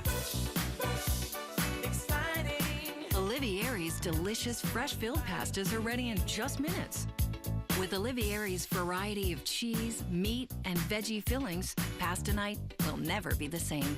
Olivieri pasta and sauces. Fresh tastes better. Aha! Someone read my post about that new bakery place, right? No, it is flatbread grilled chicken from Wendy's. Wendy's? Oh, wow. Yeah, hold it up. Show me a little more chicken, a little less face. Oh. So have to tweet it. Or we could eat it. Introducing flatbread grilled chicken from Wendy's. Warm grilled seasoned chicken on toasted flatbread and 2 bold new tastes. Food worth talking about from Wendy's. Now that's better. And we're open late. Rear vision camera. Multi-flex seats. 46 highway. The 2013 GMC Terrain. Over 100 standard features that make you more capable. That's professional grade. Right now, during the all-fueled up event, buy or lease any new 2013 Terrain and get a $500 gas card. Plus, get 0% financing for up to 84 months on Terrain SLE1. Here's the way it wound up after 500 miles. Michael, you see the 2 Toyotas and then 3 Fords. Jimmy Johnson hanging in there to finish 6th. Yeah, and a great run for Eric Amarola. That Richard Petty Motorsports team was strong all weekend, and he finished up strong. Brad Kozlowski at top 10, then Casey Kane, Matt Kenseth, the two-time winner. Harvick, remember, had the engine change, started at the back of the pack, finished 13th. Yeah, we saw Ambrose spinning down the back straightaway in that other Richard Petty car. He finished 19th. Tony Stewart, trouble on pit road, winds up 21st. And then Jeff Burton crashed on the back straightaway, still came home with a top 25 finish. Danica Patrick wound up 28th. Austin Dillon, Timmy Hill in the Oxy Water Carly. Jeff Gordon, who was in the top 3, and of course had a problem and fell out of the picture. Let's check in with Chris Devota standing by with Carl Edwards. What he thought was a bad engine turned out to be cracked tailpipes. Then it was a bad set of tires, and then no belts. How in the world did you come back with the top 5 tonight? We got a great crew chief. Jimmy Finnick did a great job. He called an amazing race. He took every advantage that we could, pitting early, and yeah, it's insane. I mean, the car was really good at the beginning. Then the engine started running poorly, and that was the tailpipes. And then I thought the left rear was falling off at one point. I mean, I'm sure the whole field could read Fastenal on the left rear when I was driving the corner. And then the seatbelts. I don't know what the state laws are around here, but in Missouri you got to have seatbelts. So I got them hooked back up, but I lost a ton of time, and fortunately we didn't go a lap down. So third place is like a win tonight. I mean, it's not a win. We need to be better, but that's a great gift for us. Hooked back up at nearly 200 miles an hour. A third for Carl Edwards. What an impressive job by Greg Biffle, former winner here at Texas. At times, I thought we were running at Eldora. That car was so sideways. Man, I tell you what, I had my hands full tonight. You know, it was really tough. You know, I started in the back, then got a pit road penalty with 100 to go. I had to start tailing the longest line. Worked our way back to 4th, got a caution, got tires on it, and just drove her up through there. But, you know, it was a really tough handling race car, but we're making it better and better. And as it cooled off and the grip went up, our car got better. And that equaled us out. But, you know, I just wish we'd have started up there, maybe got to race with the 18 and 56 a little bit. But I'm happy with 4th. The guys did a pit stop's phenomenal. Really excited about another top 5. Thank you, Greg. Chris? Thanks very much. So 7 races through the season. Jimmy Johnson maintains the points lead. Carl Edwards, by the way, last year had only 1 top 5, already has 3. Well, he had 3 all of last year, already has 4 so far this year. Look where he is in points and has a win to boot. Yeah, and his teammate Greg Biffle right there ahead of him. Look at those Penske cars, both of them in the top 10 in points. Tonight was a big night for them to overcome some issues, and they did so good. Dale Earnhardt Jr. having his worst finish of the season, came in 3rd in points, and you see Tony Stewart, who needed to try and get within the top 20 in points, did not do very well. Stewart Haas Racing taking it on the chin. We'll be back with some final thoughts on Kyle Busch. Is he the guy to challenge Jimmy Johnson in the big picture?